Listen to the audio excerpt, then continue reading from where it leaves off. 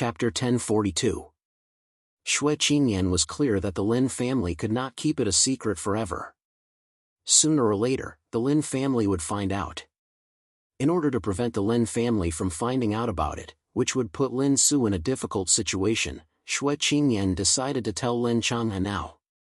Because Xue Qingyan was very clear that Lin Changhe was not someone else. If it was someone else in the Lin family, Xue Qingyan would not dare to show her cards. However, if it was Lin Changhe, Xue Qingyan would not be afraid to do so. Because no matter whether he was on the side of the Lin family or for Lin Su, Lin Changhe would not reveal the secret, because the final result would not be worth the loss. Lin Changhe was annoyed when he found out about it. He was annoyed that Xue Qingyan didn't discuss it with him earlier so that he could be prepared in advance. She told him now, which really caught him unprepared. However, after calming down, Lin Changhe had to discuss the countermeasures with Xue Qingyan. Just as Xue Qingyan had guessed, Lin Su was pregnant, and it was Qin Sheng's child that was ruined. Moreover, Qin Sheng was currently engaged to the woman from the Song family. If this news suddenly broke out, not only would the Lin family and Lin Su be in danger, but the Qin family would also be in danger. If everyone knew about it, the Qin family would become the target of public criticism. If this matter was kept hidden, no one would know about Lin Su's pregnancy, and nothing would happen. After all, Lin Su had broken up with Qin Sheng, and no one would pay attention to Lin Su anymore. After Lin Su gave birth to the child, everything would be over. At that time, the child would grow up in the United States quietly. No matter Lin Su returned to China or stayed in the United States, no one would know that the child was Lin Su's, and no one would suspect that the child was Qin Sheng's. If someone really found out, they could just make up a story. For example, they could make up a story that Lin Su was an American boyfriend or that Lin Su had adopted him. These were not difficult operations. As long as they did not take it too seriously, no one would find out the truth. This matter would then be a happy ending for everyone. In the end, Lin Changhe was selfish. After all, Lin Su's child was Qin Sheng's, and Qin Sheng was the successor of the Qin family. This fact was beyond doubt. No matter how cruel Qin Sheng was, he would not deny this child. After the crisis of the Qin family, in another 10 or 20 years, when all the elders had passed away, when Qin Sheng had become a man like Qin Chang'an, and when the child grew up, no one would be able to change this fact. The child would eventually be recognized by the Qin family, and the Lin family would be completely tied to the Qin family. If Lin Su gave birth to a boy, it would be even worse. Lin Changhe was not taking advantage of Lin Su and the child. He was just doing it for the sake of the Lin family.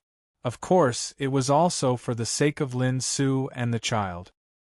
He certainly did not want to see the child become a fatherless child. Even if the Qin family refused to accept the fact because of the strong resistance, Lin Su and the child still had the Lin family. After all, Lin Su was the biggest shareholder of the Lin family. When Lin Changhe and Xue Qingyan talked about this on the phone, he asked directly, "Does Qin Sheng know about this?" Xue Qingyan did not deny it. Qin Sheng knows. When Lin Su went to the United States, Qin Sheng came to Shanghai in person. "It's from me." "Is it Qin Sheng's idea to give birth to the child?" Lin Changhe continued to ask. He had to find out the key information, which was related to many things in the future. Xue Qingyan answered truthfully, "Yes, this is Qin Sheng's idea. He also arranged this in the United States. At present, only a few of us know about this matter." Lin Changhe said in the end, "Okay, I got it. Leave the Lin family to me. But the old lady is in danger. You have to keep Susu safe. No matter what happens in the country, she can't come back." The Lin family had been worried about the old lady. If Lin Su came back, it would cause a greater disturbance. Lin Changhe thought to himself. After hanging up the phone, Xue Qingyan felt a headache. It was not easy for her to talk to Lin Changhe, but she still had to comfort Lin Su. She felt that she had become Qin Sheng's housekeeper all of a sudden. He had a good life outside, but she had to clean up after him. She really didn't know whether she owed Lin Su in her previous life or something.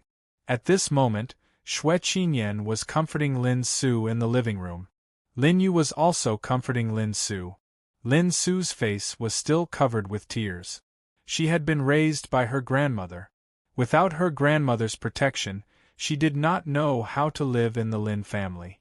Grandma was her closest person in the world. Now her grandmother was in critical condition, but she could not go back to see her. How could she bear it? Lin Yu held her sister's hand and said, "Sister, I just want to go back to see her. Don't worry. Grandma will be fine. She is such a good old lady. How could God let her go?" Lin Su shook her head and said, "Don't lie to me. I know Grandma is dying. Lin Zhe told me that I must go back to see her. I am afraid that I will never have the chance to see her again." Lin Yu said helplessly, "Sister, how can you go back like this? For the sake of the child, you have to think about it." At this time, Xue Qinyan said bluntly, "Su, you are not an impulsive person. Think about it carefully. If you go back with a big belly, what will happen? Let's not talk about other things first. What will happen when you go back? At that time, the Lin family will ask you who the child belongs to. How will you answer this question? If your grandmother asks you, what will you say? Of course, you can say that it is Qinsheng's. But your grandmother is in critical condition. If Qinsheng does not show up by your side, what does it mean? The old lady is so smart. How could she not know? Besides, most people in the Lin family already know that you broke up with Qinsheng. But you are pregnant with Qinsheng's child. How will the Lin family think of you? Can you bear this pressure? Finally, what if other people know about this, such as the Song family and their friends related to the Song family? At that time, not only will the Lin family be at the forefront of the storm, but the Qin family will also be criticized because of this. At that time, you and Qinsheng will be alone, and no one can help you. If you think this through and still want to go back, then I won't stop you." Xue Qinyan had already said what she needed to say. She believed that Lin Su would not be so impulsive, because Lin Su was just overwhelmed by the grief of her grandmother. When she thought through these things, she would naturally not return to China. She was not doing it for herself. She would do it for the child, for Qinsheng, and for the Lin family. Lin Yu continued, "Sister, don't be too excited. Be careful not to affect the child. I will contact you at any time after going back. If anything happens, I will inform you immediately. Don't worry too much. Grandma will be fine." At this time, Lin Su finally calmed down. She said softly, "What time is the flight tomorrow?" "Around 8 in the morning," Lin Yu replied. When she was not here, Sister Qinyan would take care of her sister. Sister Qinyan would not go back until she came back, so she was more relieved. Lin Su thought for a while and said, "I will send you tomorrow morning." Originally, Lin Yu wanted to say that there was no need to go through so much trouble. However, she felt that this was also her sister's kind intention. After all, her sister could not go back to visit Grandma. This was the only thing she could do. In fact, she sympathized with her sister very much and could understand her sister's feelings. She could only hope that Grandma would be fine this time. Hearing this, Xue Qinyan finally let out a long sigh of relief. She was really afraid that Lin Su would go back to visit Grandma regardless of everything. It was said that a pregnant woman would be stupid for 3 years. Xue Qinyan did not dare to treat Lin Su as a normal person now. Moreover, Lin Su had been in a bad mood recently, so it was quite possible that she would make such a choice. After all, the old lady was too important to her. Xue Qinyan could not help thinking whether she should call Qinsheng and tell him about this. On one hand, she wanted Qinsheng to care about Lin Su and comfort her during this period. Of course, what Qinsheng said could make Lin Su feel most relieved. At the same time, she was also thinking whether she should suggest Qinsheng to go to Ningbo and visit Grandma in person. This was not an unreasonable request. Even if others knew about it, it was reasonable. After all, Grandma had always supported Qinsheng and Lin Su to be together in the beginning. She cared about them very much. Now Grandma was critically ill. If Qin Sheng went to visit Grandma, others would not say anything. Although they had broken up, they were still friends. Moreover, Grandma was an elder who treated Qin Sheng well. Moreover, in fact, many people in the Lin family were just guessing that Qin Sheng and Lin Su might break up. If Qin Sheng went to the Lin family, it could also relieve Lin Su's pressure. Others would not think too much about it. Needless to say, Xue Qinyan was really thoughtful. No wonder she could become an independent and strong woman. On the domestic side, Qin Sheng had already arrived in Guangzhou. Fang Tianai talked a lot with Qin Sheng on the way. Most of them were about love affairs and family trifles. Of course, Qin Sheng also asked Fang Tianai many questions about business.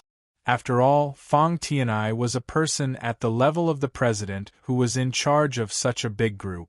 The layout and strategic vision he had were not something that ordinary managers could have.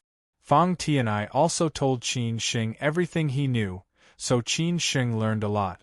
Therefore, the more than 1 hour journey was actually very fast.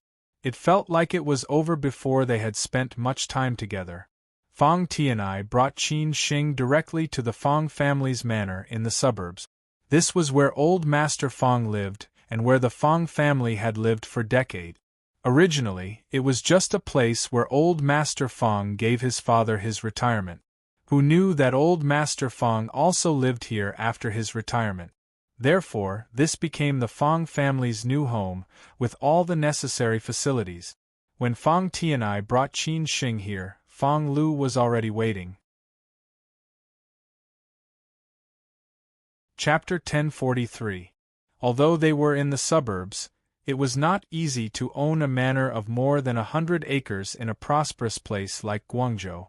It showed how rich the Fang family was. Moreover, the Fang family was one of the top 10 real estate developers in Guangdong. They had many real estate projects in the whole of Guangdong. It was not difficult to build such a manor. However, the Fang family had been making a fortune in recent years. Other than real estate, they also invested in the surrounding provinces. Almost all of their other industries were in the Guangdong area. It showed the Fang family's determination to develop deeply in Guangdong. Of course, it might be because they knew their own ability well that they did not expand their territory easily. This also caused the Fang family to miss the craziest time of the real estate industry. However, they were quite successful in other industries. From the main gate of the Fang family's manor, they had to go through a forest to see the real face of the Fang family. On both sides of the road were all kinds of precious trees and flowers. It felt like a paradise.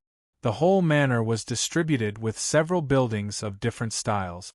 It felt like a holiday manor. Qin Sheng envied such an environment.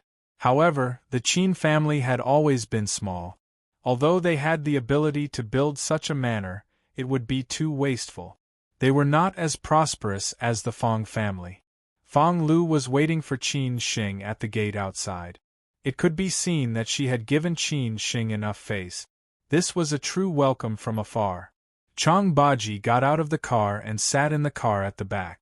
Fang Lu naturally sat in the front passenger seat and took the initiative to explain the history of the Fang family manor to Qin Sheng. Qin Sheng said half-jokingly, "Fang Lu, you are too polite. You don't have to pick me up here." Fang Lu deliberately made fun of him. "I came here with a task for Ruyu, to see if you've been fooling around in Shenzhen. That's why I didn't come here to check in advance, lest you're seen by others when you go in later. If Ruyu hears about it, I won't be able to protect you." Qin Sheng said happily, "I have always been strict. If you don't believe me, you can ask Brother Fang if I have affairs in Shenzhen." Fortunately, Fang Tianai was thick-skinned enough.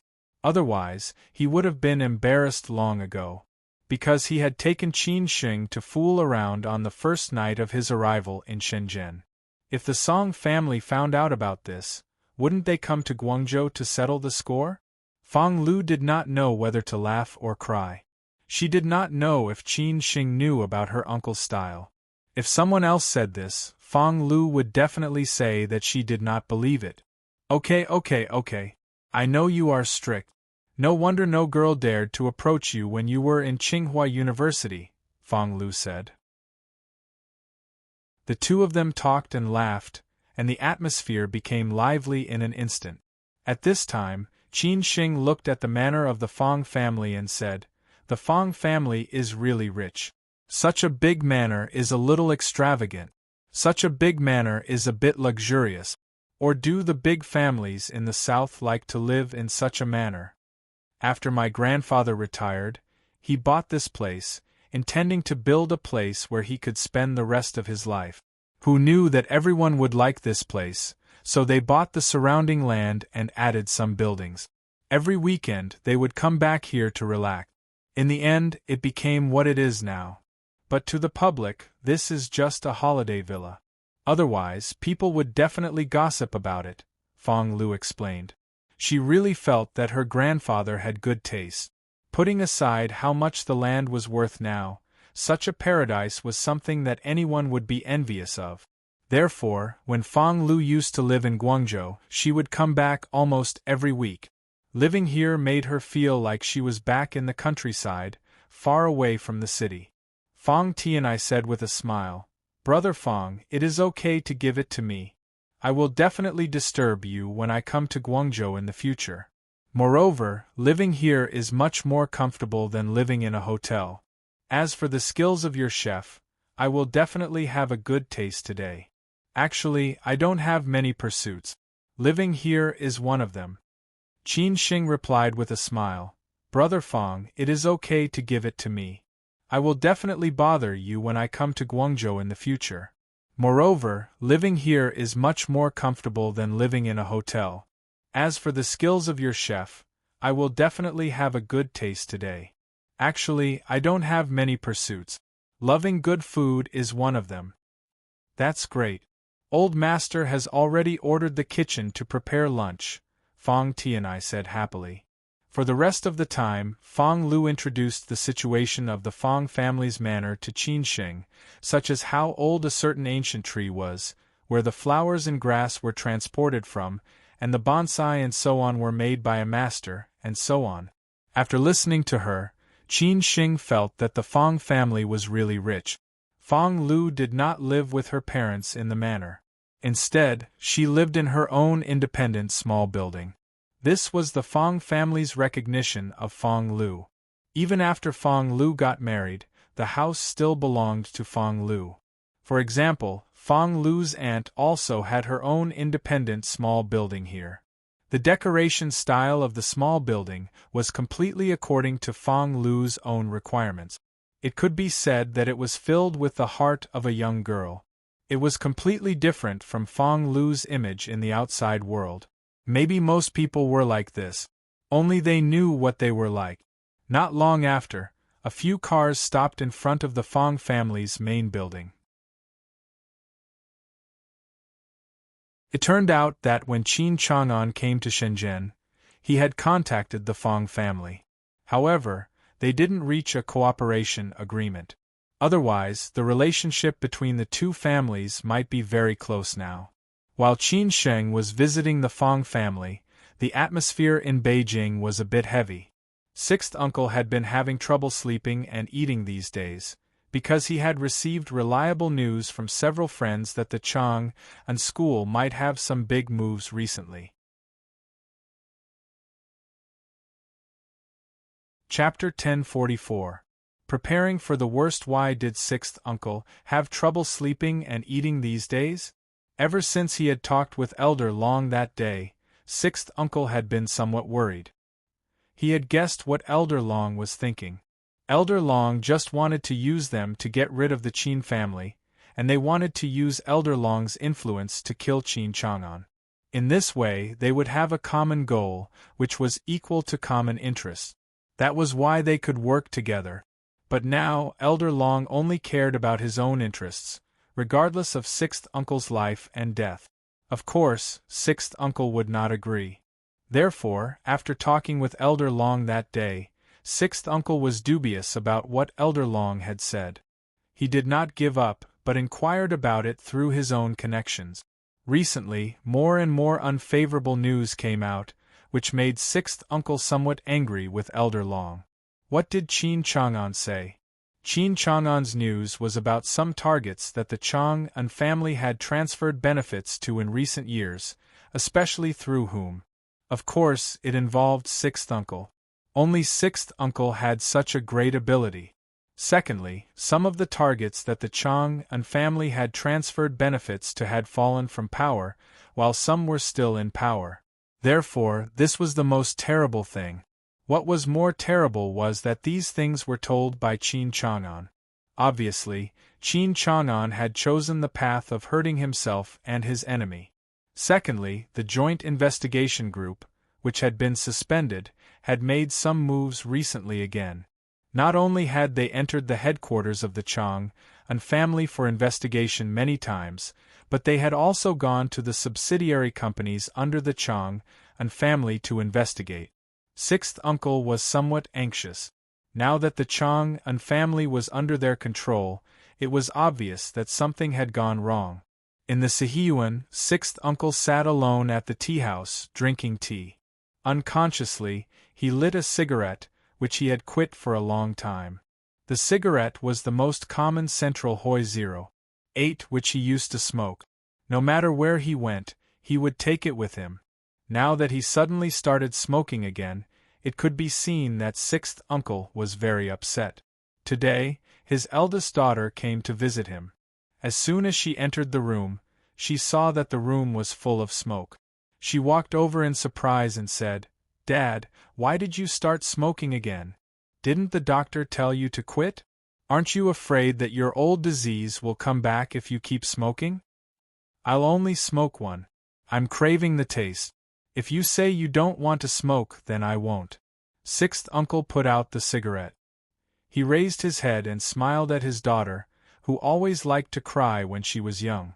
In the blink of an eye, she was already a grandmother. Time passed so quickly. The outside world had already undergone earth-shaking changes, but some things seemed to have never changed. At this time, one of sixth uncle's henchmen came in and told him that Zeyuan was here. Zeyuan came in immediately. He smiled and greeted sixth uncle's daughter. "Sister Hua, why are you here? I haven't seen you for a long time. How have you been?" "Zeyuan, this is my home. Why can't I come? What are you saying?" Sixth uncle's daughter was a bit unhappy. Zeyuan laughed and said, "Sister Hua, I didn't mean that. You still have the same temper. By the way, I heard that your eldest son went somewhere recently. That boy is quite smart and has a sense of propriety. I think he will have a bright future." Sister Hua's face lit up when she heard Zeyuan praising her son. Both of her sons were quite capable. Of course, the main reason why they could progress so quickly was because of their family background. Otherwise, how could they progress so quickly even though they had the same ability? Sister Hua smiled when she heard Zeyuan praising her son. 7 o'clock? Sixth uncle said at this time, "You go and talk to your mother. I have something to talk to Zeyuan about." After his daughter left, sixth uncle asked Zeyuan to sit opposite him. He poured a cup of tea for Zeyuan. Zeyuan frowned and asked, "Sixth uncle, why did you call me here in such a hurry? What's wrong?" "Zeyuan, I always feel that something is wrong. I'm afraid we have to prepare for the worst," Uncle Lu said straightforwardly. This sentence directly stunned Zeyuan.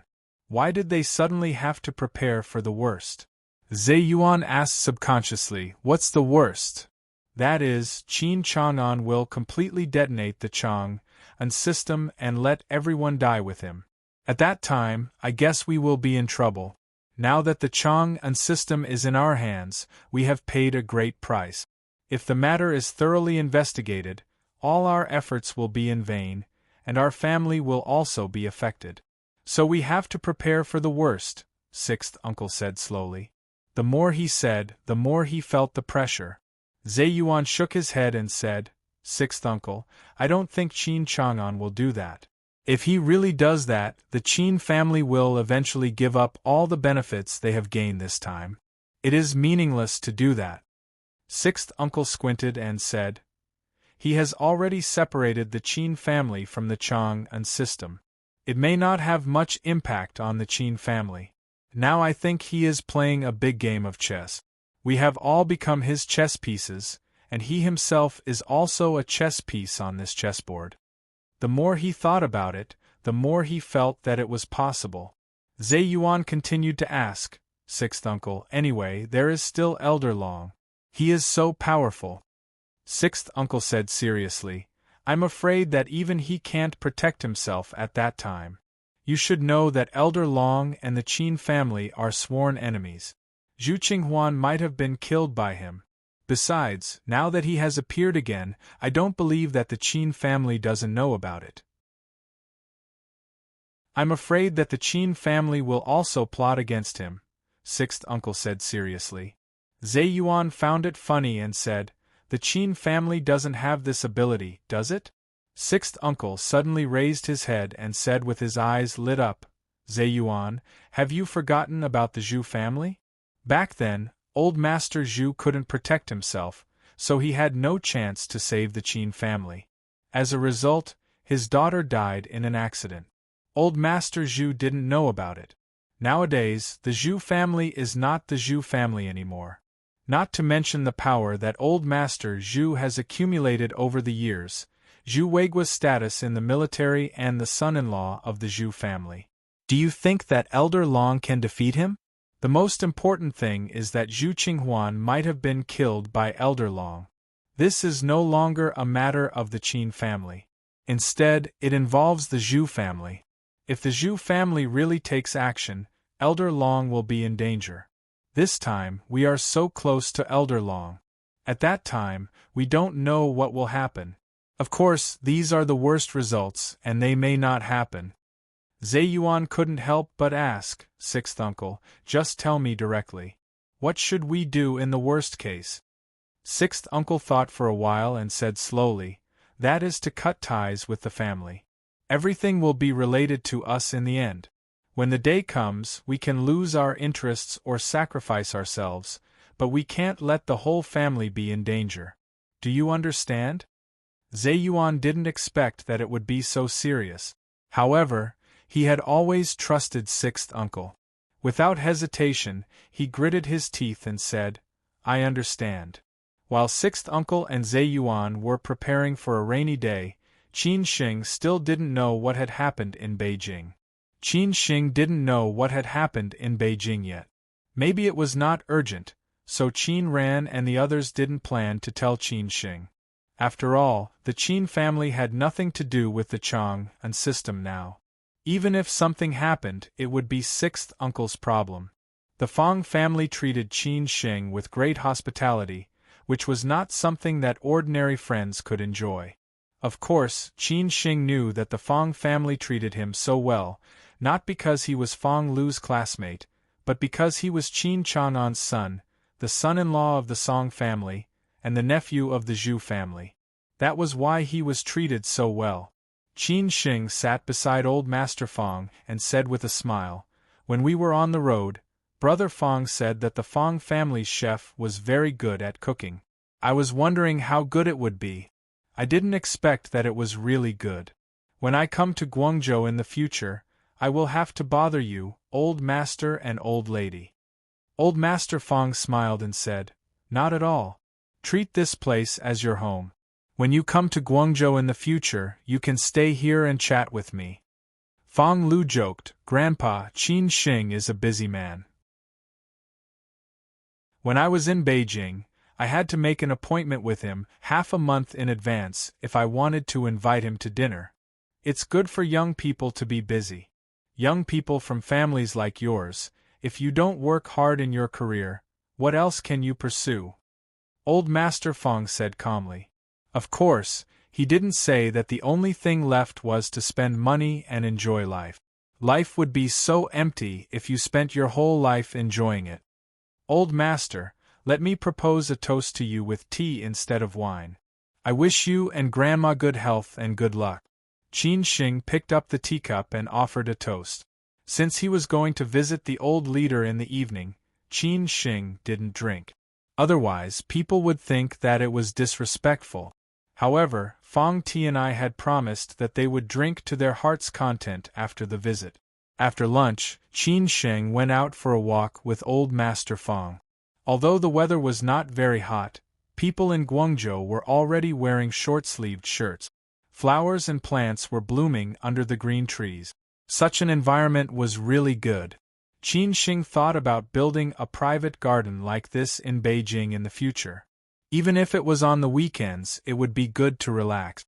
Old Master Fong and Qin Sheng walked in front, while Fong Lu and Fong Tianai followed behind them.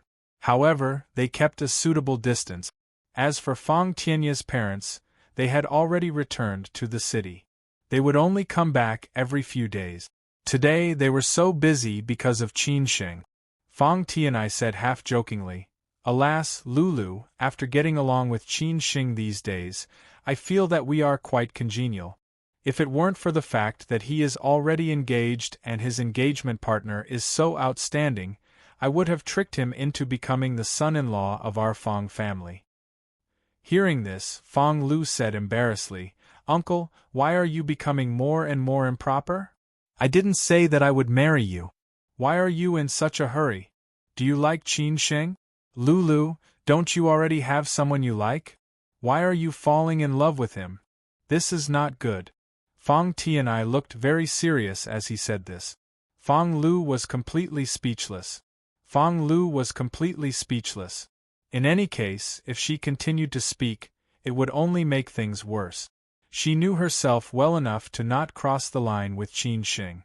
She did not even want to think about it. Otherwise, she would die a horrible death. Although she admired Qin Sheng very much, she knew that she could not control him. Even if Qin Sheng had not been engaged, she would not have chosen him. Chapter 1045. Fong Lu was a smart woman. Sometimes she was too smart. She knew how to deal with the relationship between men. For example, whether it was with Sun Xizhe, Zhu Ziyuan, Qin Sheng, or other classmates, she could always find a reasonable way to deal with it. She could maintain the most appropriate and friendly relationship. This was her ability. However, when it came to dealing with the relationship between women, Fong Lu was obviously somewhat helpless. Maybe it was because the relationship between women was much more complicated than that between men. Moreover, Fong Lu was a woman who valued her reputation more than anything else. In the end, Yao Yao and Fong Lu ended up like this. Otherwise, Qin Sheng really did not understand why Fong Lu, who was so smart, would have such a deep conflict with Yao Yao. Just as Fong Lu had said, although she liked Qin Sheng very much, be it his appearance, ability or family background, he was the most suitable man for a woman like her. She would even be willing to get married to Qin Sheng. However, Qin Sheng was a man she could not control. In front of Qin Sheng, she would always be at a disadvantage. Fong Lu did not like this way of dealing with him. Therefore, she knew that the two of them were not suitable for each other. Thinking about Qin Sheng and Song Ryu, it seemed that only Song Ryu could suppress Qin Sheng. Song Ryu did not rely on her family background, but on everything inside and outside. She had a natural suppression on Qin Sheng, so that he did not have a strong position in front of her. It seemed that the two of them treated each other as equals, so they could be together. Fong Lu came back to her senses and couldn't help but laugh. Why was she thinking about this? She was like a marriage expert. She hadn't even solved her own marriage yet. Why was she thinking about other people's affairs? Under the shade of the trees in front of them, Qin Sheng accompanied the old master of the Fong family to walk in the forest at a moderate pace. The flowers and plants were very beautiful. Qin Sheng smiled and said, "Old master, on behalf of the Qin family, I thank you for your help in helping Hiyong." "Qin Sheng, you don't have to be so courteous. Both of us are just taking what we need. We've obtained the shares of 2 companies in 2 cities, and at the same time, we've established a good cooperative relationship with the Qin family. We'll definitely cooperate in other areas in the future. All we're paying is a few phone calls and a few favors." Old Master Fang had already seen through the ways of the world. He had heard from his son and granddaughter what kind of person Qin Shing was, so he knew how to talk to Qin Shing. There was no need to be too hypocritical or beat around the bush. Qin Shing chuckled as he said, "Since old master is so frank, I will be more straightforward." After the Qin family integrates, He Yong sighed, "We will get rid of the industries in the south that are not in line with the Qin family's future development. If the Fang family is interested, you can choose at that time. If the Fang family's friends like them, we will be happy to do the Fang family a favor." What Qin Shing had said to Fang Lu before was that the Qin family might continue to sell some assets in the future, but he was not as straightforward as he was now. After all, the Fang family's foundation was in Guangdong, and the company in Shenzhen was responsible for all the Qin family's businesses in the south. Qin Shing said this to show respect to the Fang family. Old Master Fang understood instantly. He did not expect that Qin Shing's real gift was here. It seemed that the Qin family valued the Fang family quite a lot. He smiled and said, "What's wrong with the Qin family? They suddenly want to dispose of these assets. These are the assets that your father accumulated with great difficulty. You must have run a lot of connections with the government." If it was connections, then Qin Chanan's connections were all the big shots at the provincial level. That was why the Qin family could be where it was today. "Old master, you must know the situation of the Qin family. You must know the situation of our family. We went astray in the past, so we have today's situation. Therefore, the Qin family must turn the ship around and take the road that should be taken. In this way, the Qin family can tide over the difficulties, and in this way, a new Qin family can be born." Old Master Fang asked with interest, "Then I want to know, which path does the Qin family want to take?" "The path that the country takes is the path that the Qin family takes," Qin Shing said straightforwardly, without hiding anything. When Old Master Fang heard this, he was stunned. He stopped in his tracks and looked at Qin Shing in disbelief. He had never thought that such a young man would say such a thing. This was already a big picture. If the Qin family really went on like this, the Qin family would probably be more prosperous than the Qin family today in the future. However, after thinking carefully about the recent series of actions of the Qin family, Old Master Fang had to guess that there was a master behind the Qin family. No wonder the Qin family first withdrew from the Chang'an system and then cleaned up the related assets of the subsidiary companies. It turned out that they were playing a big game. Hearing this, I, an old man with half a foot in the grave, also learned something. Qin Shing, you are amazing," the old master said somewhat emotionally. This also made the old master realize a lot of things. He instantly had a direction for the future of the Fang family. If they really wanted to continue to move forward during the holidays, they had to have such a structure instead of just focusing on the immediate interests. Qin Shing shook his head and smiled bitterly. "Old master, you're too serious. I heard it from an old professor at Tsinghua University. He reviewed the mistakes made by the Chang'an department, which helped me understand a lot of things. However, it's not an easy way to go. The Qin family has just started, and we need to explore more." Old Master Fang nodded and said, "I believe you. I am also looking forward to the future of the Qin family." Qin Shing just smiled slightly.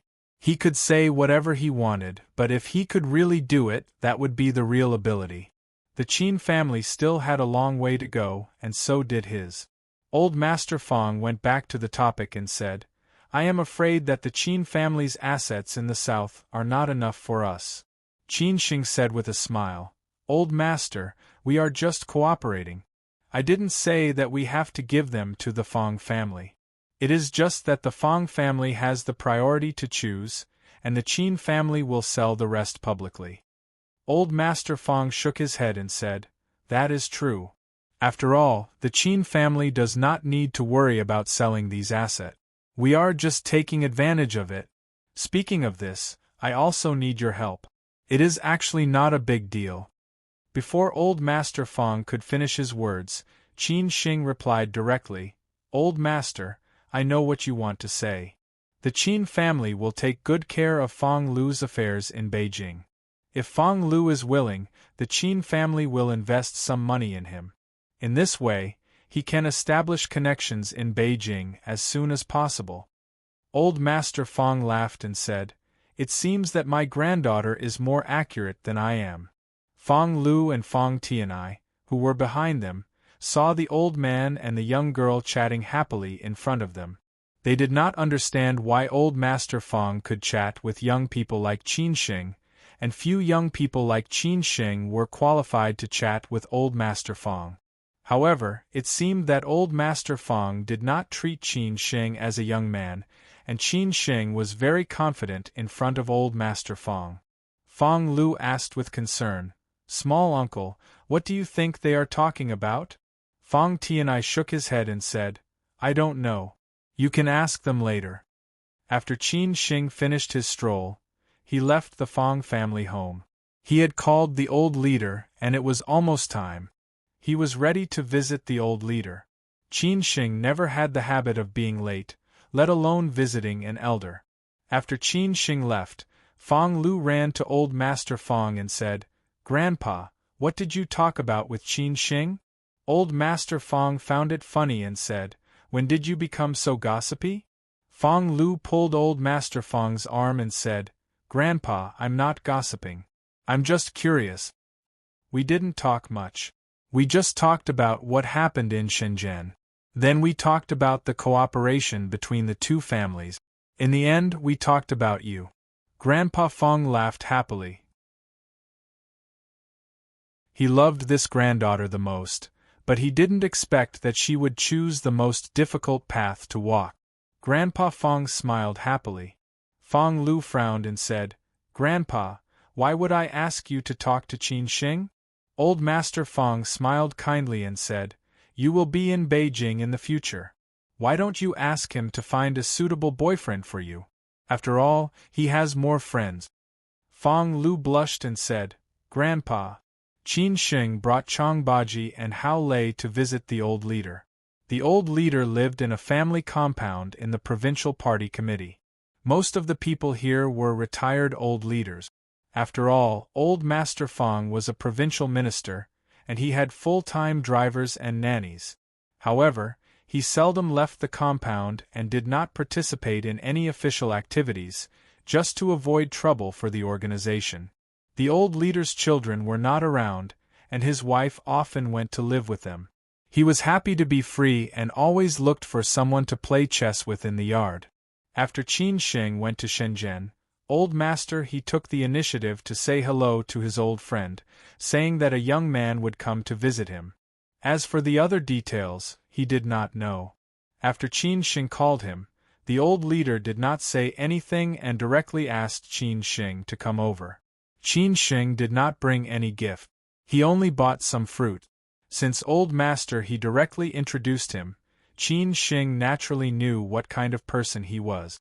Moreover, under the premise of not knowing the person's interests and hobbies, it was better not to bring gifts for him. So he just brought some fruit. At the gate, Qin Shing was naturally stopped by the guard. However, after the guard made a phone call to confirm their identities, he let them go. At the same time, he pointed them to the small building where the old leader lived.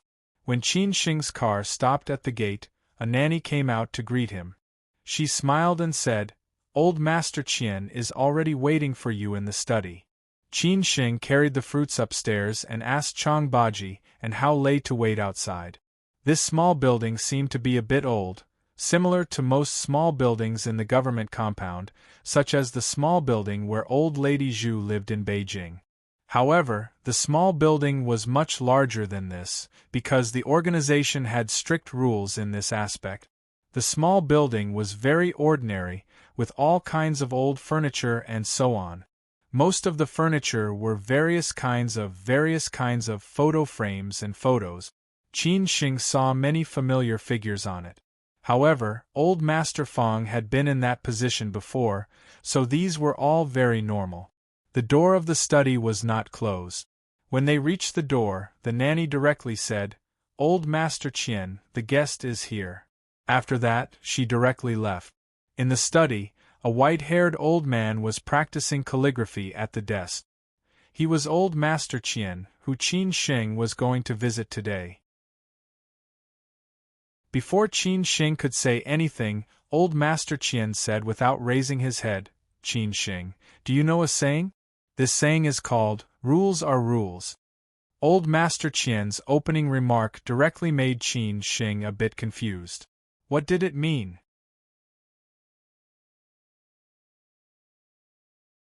Chapter 1046. Whether it was in the past or now, Qin Sheng had met a lot of big shot.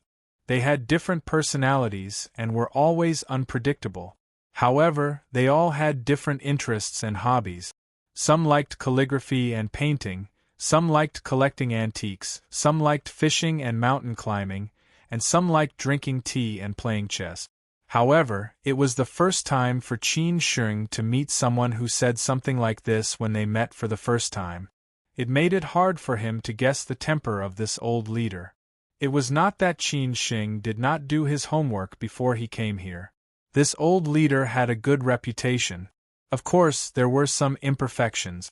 With the progress of the times, he might be a little conservative in his thinking.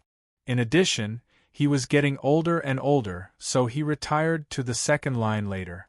However, all these could not change the fact that he was a good and honest official. Rules were rules. These few simple words obviously had a deeper meaning. Qin Sheng could only understand it literally. Rules were insurmountable and hard to break. However, this was only the case most of the time. Under special circumstances, these rules would become foot-binding cloth and should be broken. However, Qin Sheng did not understand what this old leader meant. He did not dare to make wild guesses, lest he made the old leader unhappy. After all, Qin Sheng did not know what kind of character the old leader was.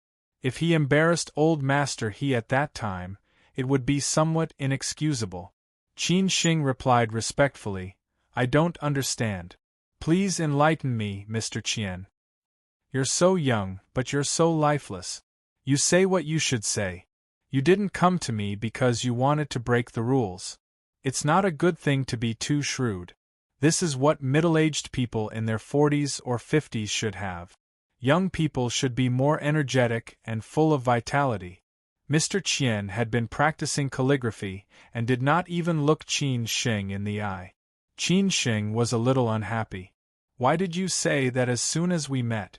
I didn't make you unhappy. I just came to visit you. Besides, we didn't have any contact before. It's not right for you to say that. Besides, do you know my situation? If I were really like what you said, I would have died many times. Or maybe my old man offended you in the past. This is possible." After all, when Qin Chang'an was in the limelight, he was more direct in front of these provincial big shots and offended many people. Moreover, the headquarters of several major subsidiaries of Chang'an Group are in Shenzhen. This is very possible. "You're right," Qin Sheng said helplessly. Only then did Elder Qian stop writing. He glanced at him and got up. "What's wrong? Resentment? That's more like it. You're acting like a young man. It would be strange if you didn't resent me for saying that. I've met your father many times, and you have a lot of his shadow in you. It's just that you don't have his arrogance. Back then, we knew that if he continued on like this, he would get into trouble sooner or later. Unfortunately, I was right." Sure enough, Old Qian's words confirmed Qin Sheng's initial guess. The old man had offended a lot of people over the years, so much so that he, as a son, had to pay his debts now. "Old He roughly told me about you.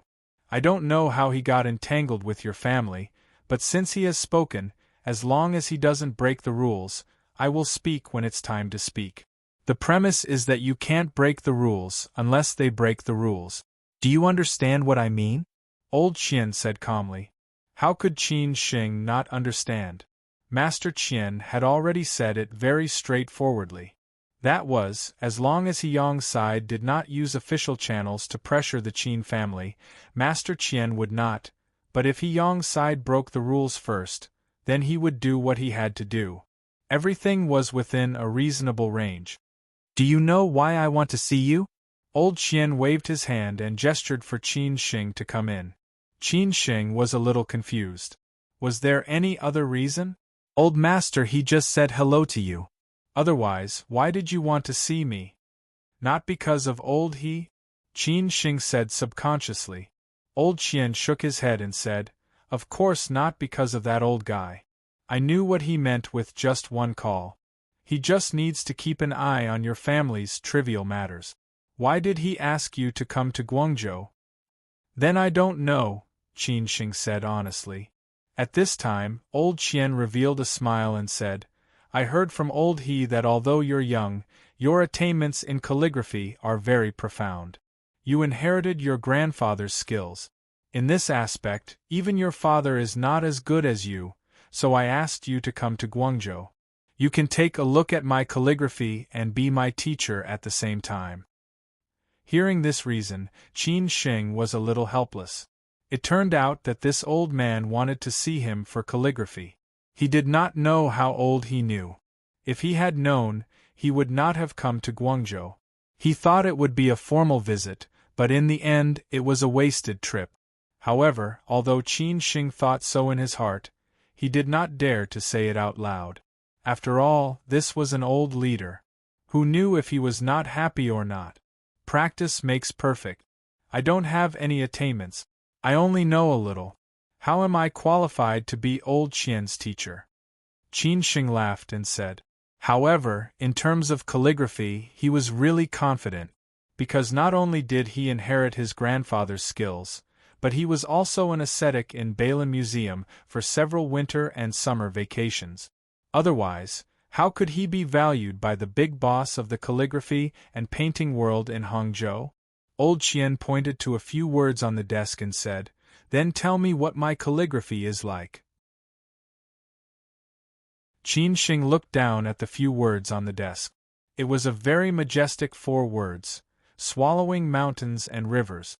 Of course, Qin Shing was talking about these 4 words, not old Qian's calligraphy. He looked at it again and did not know how to start.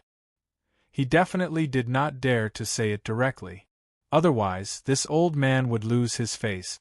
Qin Shing was worried that he would be kicked out at any time. Just say it, don't hide it.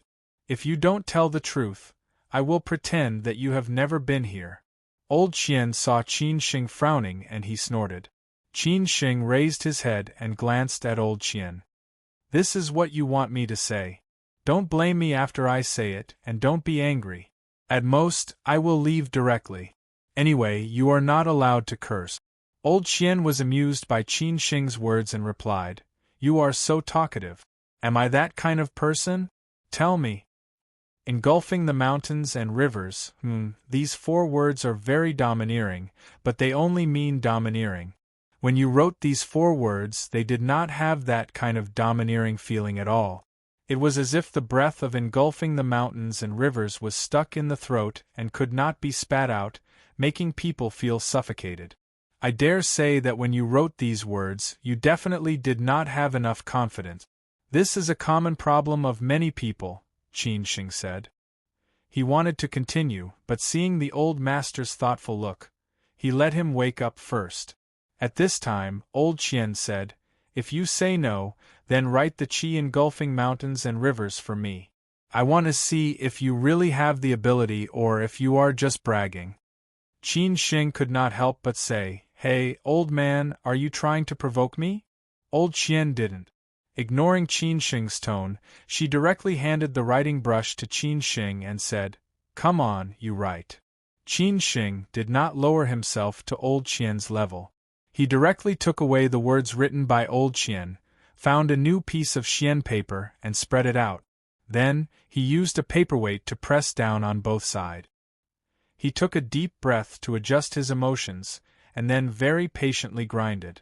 This set of procedures was definitely not a problem, but in old Qian's eyes, it was like a show. After a long while, Qin Sheng picked up the brush and dipped it in the ink. At this moment, Qin Sheng's aura was somewhat unusual. He was like a general who was decisive in killing, riding his beloved horse and getting ready to enter the battlefield to fight. He put the brush down. Qin Sheng's face was incomparably solemn, and he had even entered a state of selflessness. This was him when he was serious. Engulfing the mountains and rivers, completed in one go. Before Qin Sheng put the brush down, old Qian, who was next to him, was already stunned. It was obvious that he was very amazed by the words written by Qin Sheng. From his expression, old Qian could not help but shout, "Good writing." Qin Sheng slowly put the brush down, and finally let out a long sigh of relief, like a deflated balloon. It was like this every time he wrote. "Little Qin, then tell me, how can I improve by practicing calligraphy?"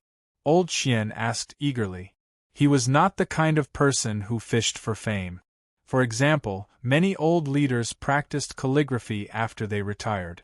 Later, when they became the vice president of the Provincial Calligraphy Association, people would come to them with a lot of money to ask for their calligraphy, and they would still feel a little smug.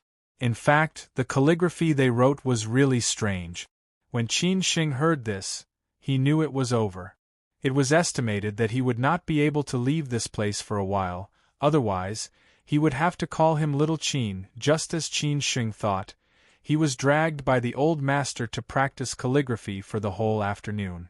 It was not until it was almost dinner time that Fang Tianai and Fang Lu called Qin Sheng several times. Finally, Qin Sheng was let off by the old master. The old master took the initiative to ask Qin Sheng to stay at home for dinner, but Qin Sheng did not dare to stay. Even when the old master said before leaving, Qin Sheng did not feel like staying in Guangzhou for 2 more days. He was ready to run back to Shenzhen tomorrow morning. When Qin Sheng came out, Chang Baji and Hao Lei were waiting in the car and were a little sleepy. After seeing Qin Sheng coming out, Hao Lei frowned and asked, "Qin Sheng, why did you go in for so long? If you didn't come out, we were afraid that something might have happened, so we were ready to go in to find you." Qin Sheng was a little tired and said, "Don't mention it, it's a long story." On the way back, when Qin Sheng finished talking about what happened today, Chang Baji and Hao Lei could not help but laugh out loud. After all, Qin Sheng was famous. Old Master Qian, a big shot who used to be in a high position, humbly asked for advice. If Qin Sheng did not agree, he would really not give him face. At that time, he would definitely not speak up for the Qin family. He would not even pick up old He or old Lu's call. This was the temper of a big shot. Just when Qin Sheng was about to reach the dinner place, he received a call from Uncle Gongsun, who was far away in Dalian. However, Uncle Gongsun did not call about Dalian, because the current situation in Dalian was similar to that in Shenzhen. They were gradually pressuring each other. After all, Zhuangzhou in Dalian was cooperating with Gongsun. What Gongsun wanted to say was that his pawn in Shenzhen told him that He Yong was preparing to send the financial director of the Shenzhen company abroad. Once he went abroad, many things would be lost. Therefore, after hanging up the phone, Qin Sheng directly arranged for Hao Lei to go back to Shenzhen immediately and find a way to control the financial director. Everything would wait until he returned to Shenzhen tomorrow.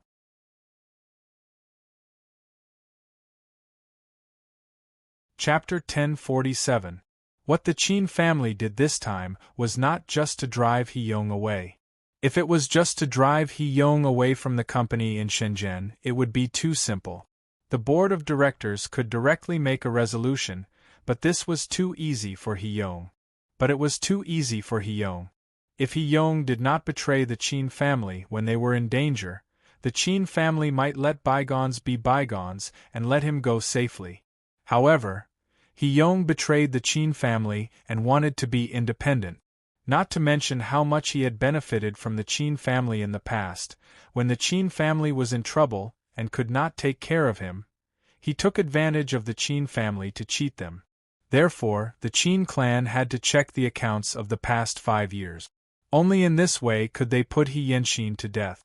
At that time, they would definitely make him spend the rest of his life in prison. Even if he wanted to reconcile, he would have to pay a painful price. The people who were most familiar with a company's accounts were naturally the top management. Among them, the chief financial officer was the one who bore the brunt. Some companies called him the chief financial officer. Although Qin Shing directly fired the chief financial officer as soon as he came, it was only to pave the way for the audit. If the chief financial officer was here, he would definitely stop Qin Shing. Only in this way could Qin Shing not only suppress He Yong's side but also establish his prestige in the finance department. However, although Qin Shing fired the financial director so easily, he also said that if there were any problems, he would hand over the financial director to the judicial authorities. There must be a lot of problems in the accounts for the past 5 years. There was no doubt about this. How could the financial director not be afraid? However, this seemingly shocking behavior was just a pave for the later plan. As long as Qin Shing could take over the financial director, He Yong's defense line would collapse by half. At that time, it would be easy for others to break through. He Yong should have realized this, so now he was ready to send the financial director abroad. In this way, the Qin family could do nothing about it. At that time, He Yong could also slowly bargain with the Qin family. But how could Qin Shing let this big fish go overseas so easily? He had already sent people to keep an eye on the financial director and investigated his family background. That was why Qin Shing sent Hao Lei back to Shenzhen as soon as possible. After all, He Wei and Fu Rong did not have the energy to deal with this financial director. The restaurant that Fang Tianai had booked tonight was on the edge of the Pearl River, adjacent to Guangzhou's landmark Guangzhou Tower, which was the most prosperous place in Guangzhou.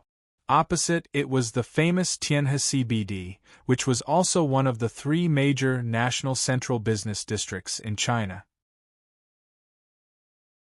The other 2 were Beijing's Guomao CBD and Shanghai's Lujiazui CBD.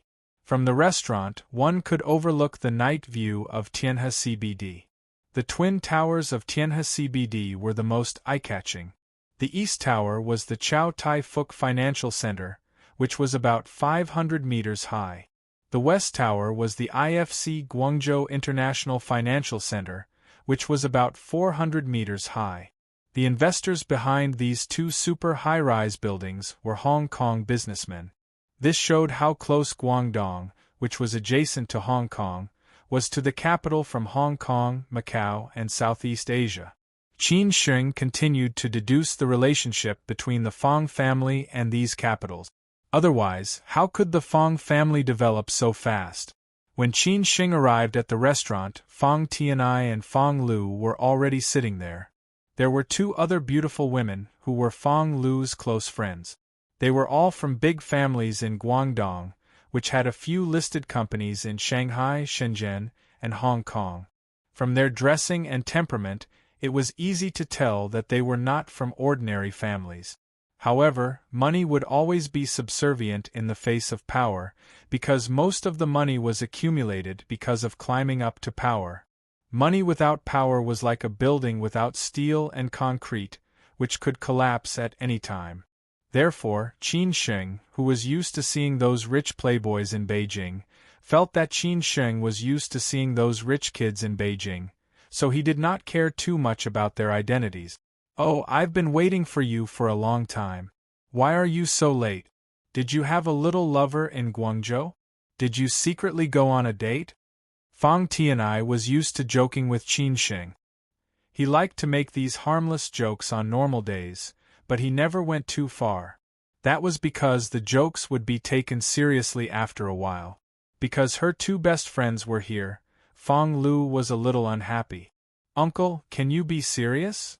Tonight, Fang Lu was wearing a black silk dress, which showed off her temperament.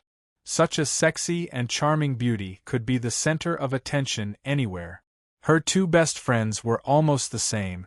One was wearing a camisole and knee-length skirt, which gave people unlimited imagination. The other one was even more direct. She wore a low-back, tight-fitting skirt. This was under the condition that the weather was not very hot.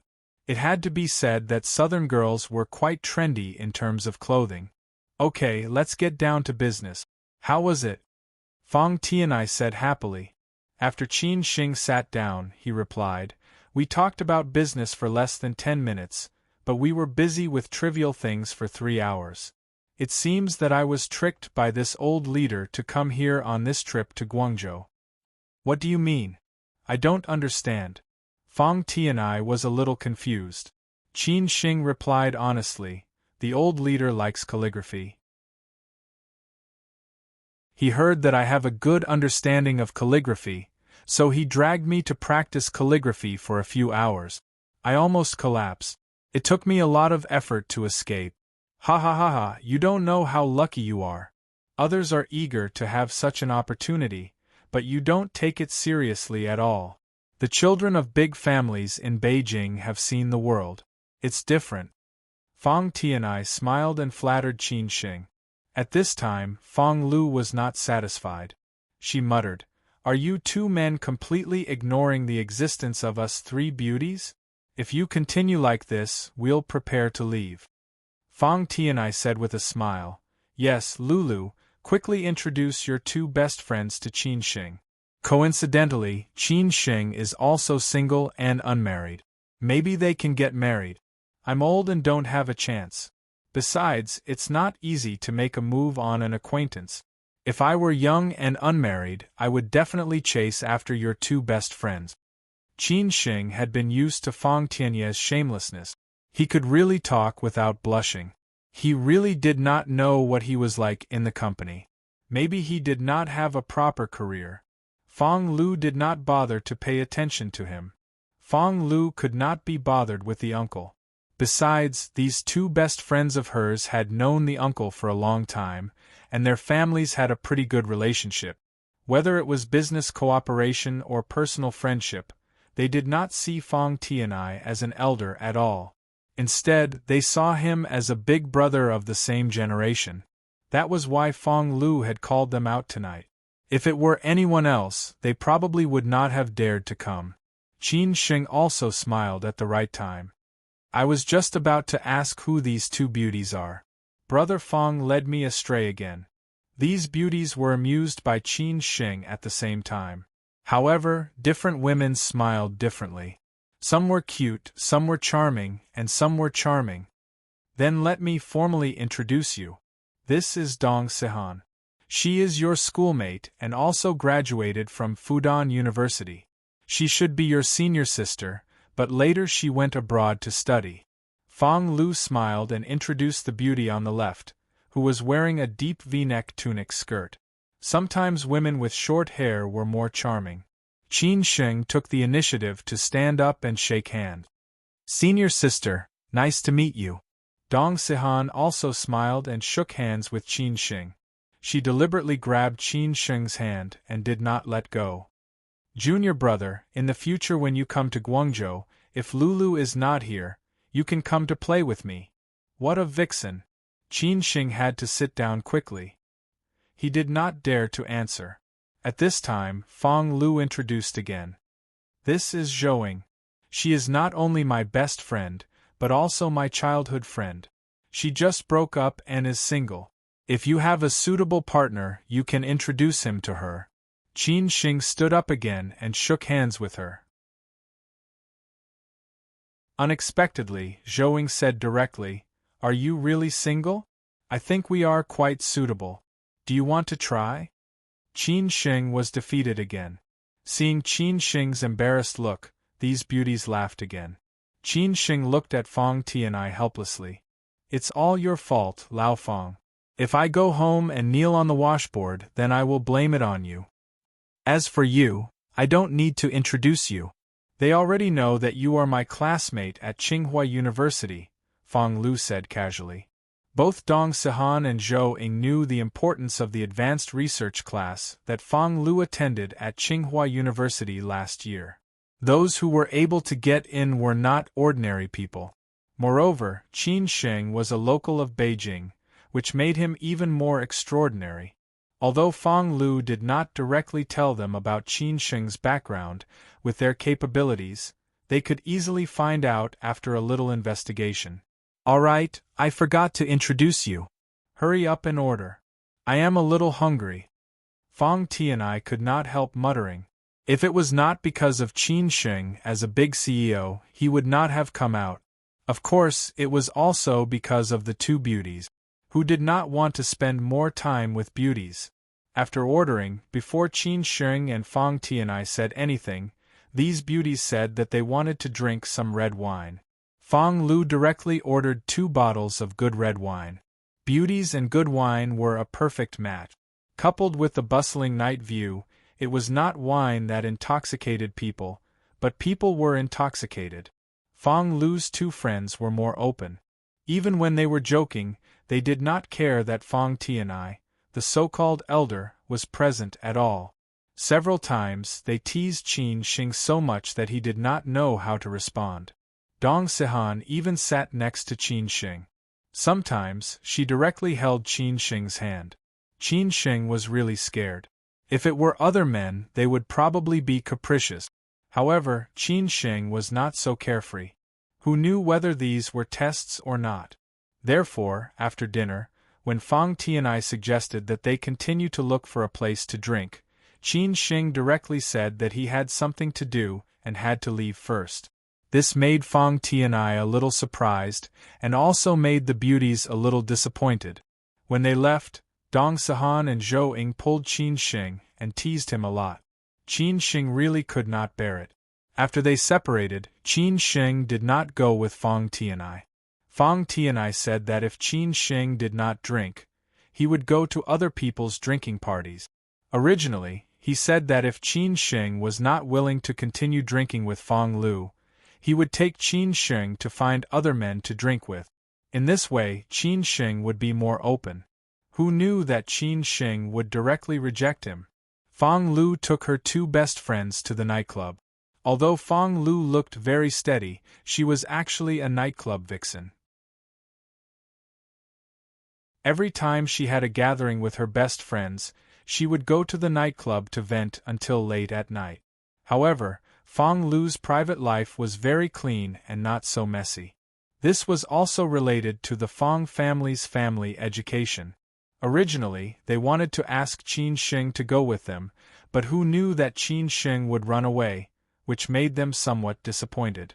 Qin Sheng did not dare to go with them. He had only drunk a little red wine, and these 2 beauties were already so presumptuous. When they were in the nightclub environment, Qin Sheng was really afraid that they would mess around. After all, he was already engaged. Moreover, he came to Guangzhou for business.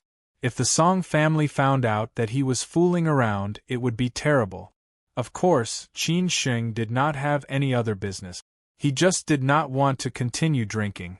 However, after they separated, he did not go back to the Fong family. Instead, he directly went back to Shenzhen with Chang Baji. After all, there were so many things to do in Shenzhen. Qin Sheng also did not want to continue wasting time in Guangzhou. Moreover, the business in Guangzhou had already ended. It was better to directly go back to Shenzhen overnight. Therefore, when Fong Tianai returned to the Fong family at night and found that Qin Sheng had not returned, he quickly called Qin Sheng. Who knew that Qin Sheng would say that he had already returned to Shenzhen? Fong Tianai was so angry that he could only laugh and scold Qin Sheng for being unkind, but there was nothing he could do.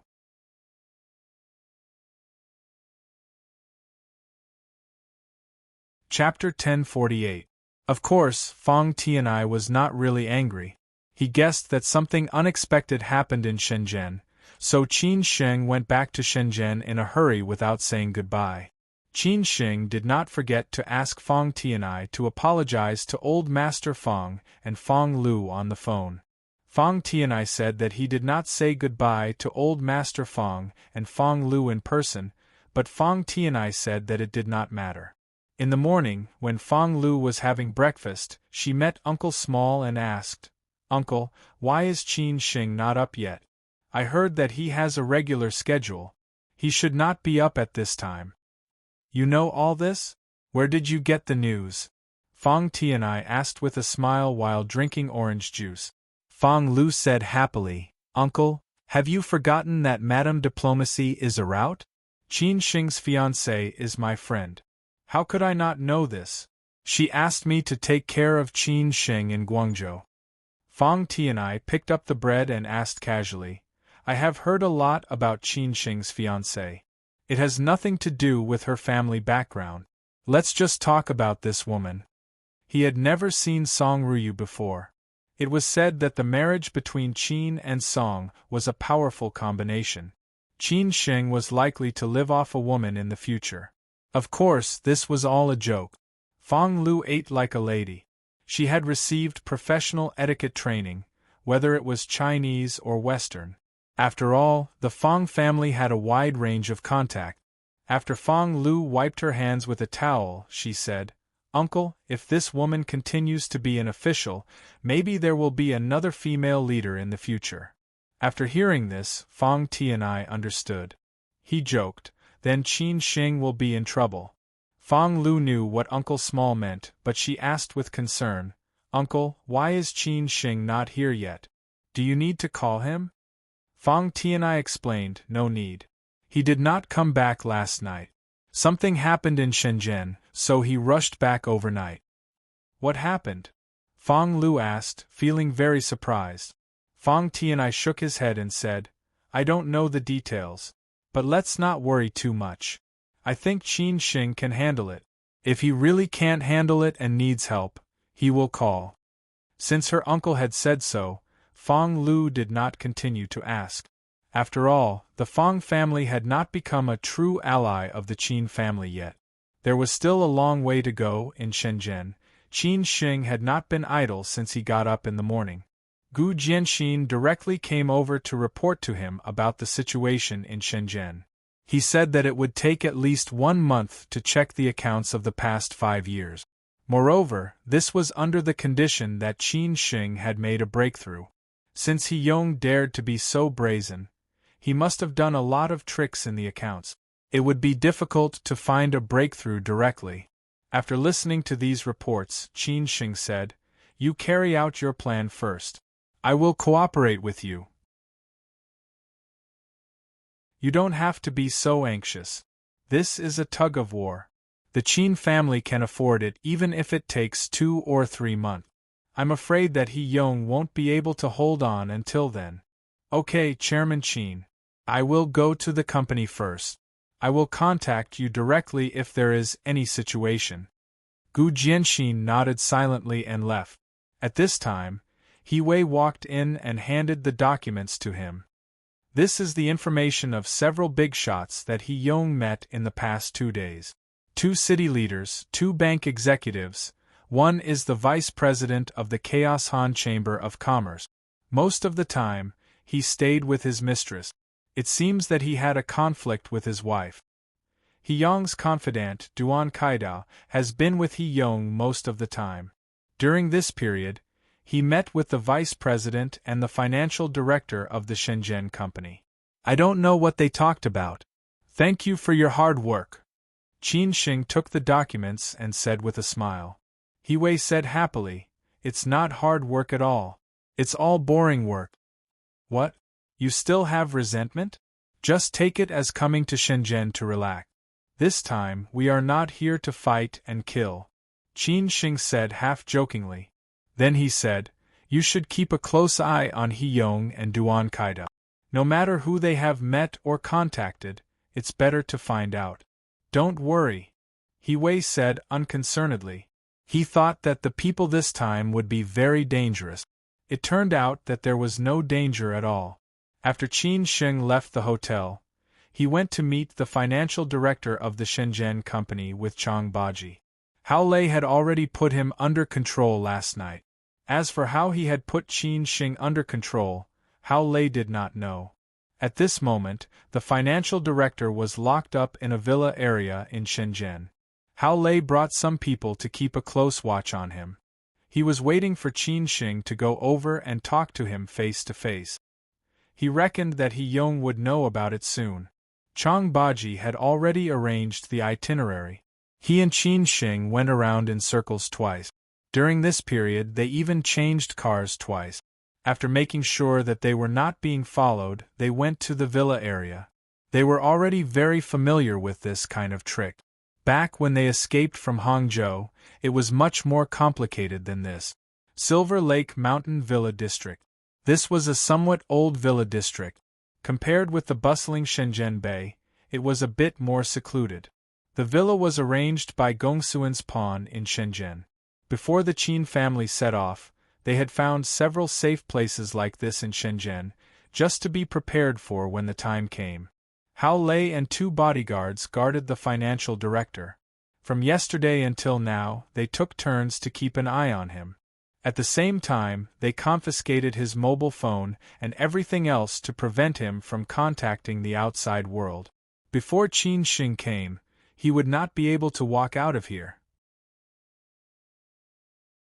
After Qin Xing entered the door, he asked, "How is it? Is he okay?"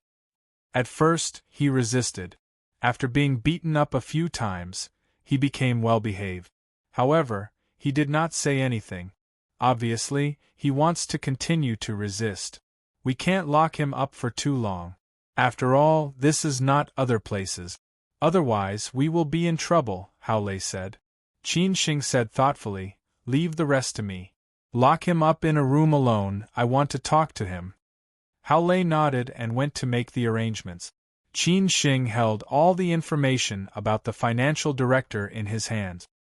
He did not rush into the room. Instead, he sat on the sofa and lit a cigarette, thinking about how to break through this man later. Only by breaking through this man could He Yong be arrested.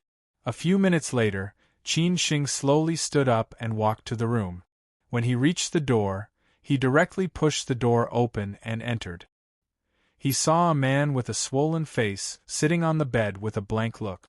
When he saw Qin Xing coming in, he looked over subconsciously. It seemed that he was not surprised at all. Qin Xing closed the door and sneered. Xie Herong from Fuzhou, 48 years old. Graduated from Xiamen University. Later, he studied in the United States and obtained a double degree in law and accounting from Stanford University.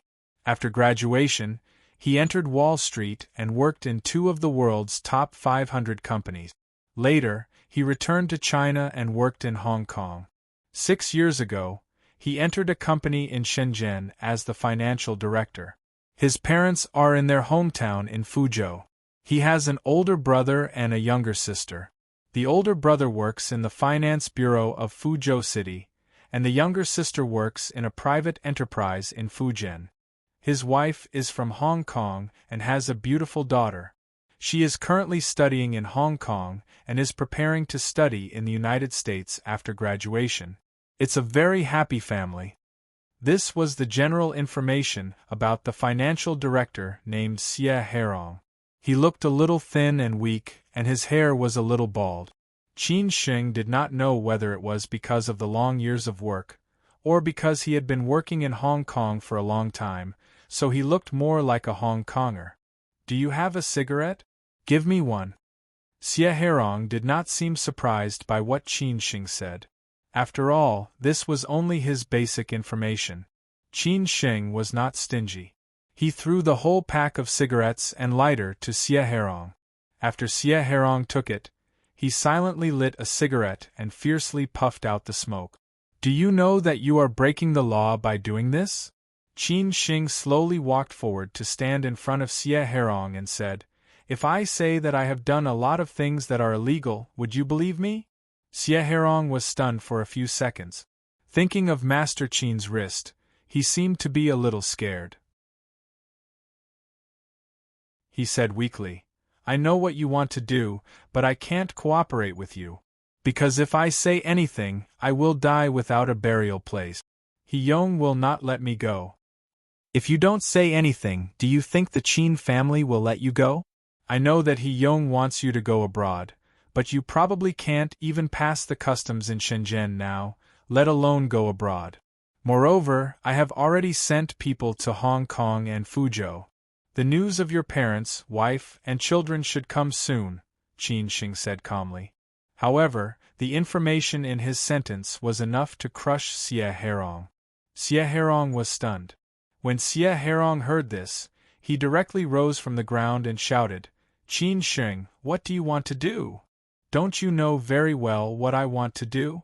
If you tell me, I can guarantee that you will be fine. I can let bygones be bygones for how much you have embezzled from the Qin family these years. Of course, you don't have to worry about your safety. Since I have sent people to Fuzhou and Hong Kong, I can guarantee the absolute safety of you and your family. He Yong is not that capable. He is nothing in front of the Qin family. But if you don't say anything, there is another way. First of all, without your help, the Qin family can kill He Yong. At that time, it is only a matter of time. You have been in the Qin family's company for so long, you should know the power of the Qin family. Don't think that you can be unscrupulous now that the Qin family is in trouble. It does not take too much energy to deal with ordinary people like you. At that time, what will be the end of you? First of all, you may spend your whole life in prison. I'm not that kind. Secondly, I can't guarantee what will happen to your family. After you get out of prison many years later, you will probably be the only old man left. At that time, you might as well die. Qin Sheng squinted and said these words very calmly. At this moment, in Xie Hairong's eyes, Qin Sheng was a devil, not an ordinary young man who looked harmless to humans and animals. Xie Hairong thought that Qin Sheng was not an ordinary young man who looked harmless. When Xie Hairong heard these words, it seemed that he could already see the final result. He could not help but tremble a little. It never occurred to him that he would be involved in such a thing. Qin Sheng continued to say, I don't have so much nonsense to say. I won't negotiate too many conditions with you. That's all I have to say. You can think about your choice carefully. If you refuse to cooperate with me, I can let you leave right now. I will definitely not stop you. This was Qin Sheng's way, the simplest and most direct way. Because when misfortune came, everyone was afraid of death.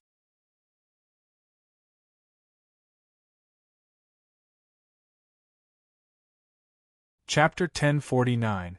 Most ordinary people only pursued an ordinary and happy life. No one was willing to face danger and disaster. Although Xie Hairong was a senior executive in the Shenzhen company and had a certain social status, he was no different from most ordinary people in front of Qin Sheng. When someone threatened his family life, he would naturally think of ways to protect himself after weighing the pros and cons. He would never sacrifice himself for the benefit of others. This was human nature. Most people were exquisite egoists. They loved money and were afraid of death. They were greedy and ignorant, especially a middle-aged man like Xie Hairong who was almost 50 years old. It took him decades to get everything he had today. How could he be willing to lose everything? If the ending was as Qin Sheng said, he would probably kill himself directly. Qin Sheng had said what he needed to say. He had two choices. One was to ask He Yong to leave immediately if He Yong refused to cooperate. He could go to He Yong to discuss countermeasures. In the end, he would continue to stand on the opposite side of the Qin family. The result would be that the Qin family would kill him. Not only would they find enough evidence to put him in jail, but they would also make his parents, wife, and children pay for what he had done. He was also worried that He Yong would kill him to silence him. The other choice was to choose to cooperate with the Qin family and tell them everything that He Yong had done over the years. The Qin family would not only forgive all the mistakes he had made in the past, but they would also protect him and his family. They would never let He Yong do anything bad to them. After this incident, with his work experience, it would be very easy for him to find a more suitable and high-paying job. He might not even need to look for it. The number of headhunting companies would be blowing him up. At that time, without the threat of He Yong and the scruples of the Qin family, his life would still be as glorious as before. It seemed that there would be no ups and downs at all. Qin Sheng was not in a hurry. He had enough time to wait for Xie Hairong to make a choice. He believed that as long as one was not stupid, he would be able to make a choice. He-yong had originally made his fortune because of the Qin family. Now the Qin family had turned around to deal with him. They had forced him into this situation without using much power. Could these people still not see it clearly? What He-yong had now was just a building made of sand. If the Qin clan wanted to deal with him, they could destroy him with a wave of their hand. Xie Herong lit another cigarette and took big puff. In the smoke, he looked like he had been through a lot, but he was more embarrassed. No one knew what he was thinking about. Qin Xing did not disturb him and just looked at him. Young Master Qin, are you sure you can get rid of He-yong? Xie Herong asked Qin Xing after he finished smoking. Qin Xing said thoughtfully, I don't think you need to worry about this. In your eyes, He-yong may be a big shot who can do anything he wants in Shenzhen. But in my eyes, he is really nothing. If our Qin family can't get rid of He-yong, what qualifications do you think we have to keep a foothold in Siju City? Xie Herong thought about it and agreed. If Master Qin was here, He-yong would not dare to be so presumptuous. Now, He-yong only doubted Qin Xing's ability and did not seem to doubt the Qin family's ability. Can you guarantee my safety? Xie Herong asked. Qin Xing answered honestly, with 2 bodyguards protecting you for 20 hours, do you think your safety will be a problem?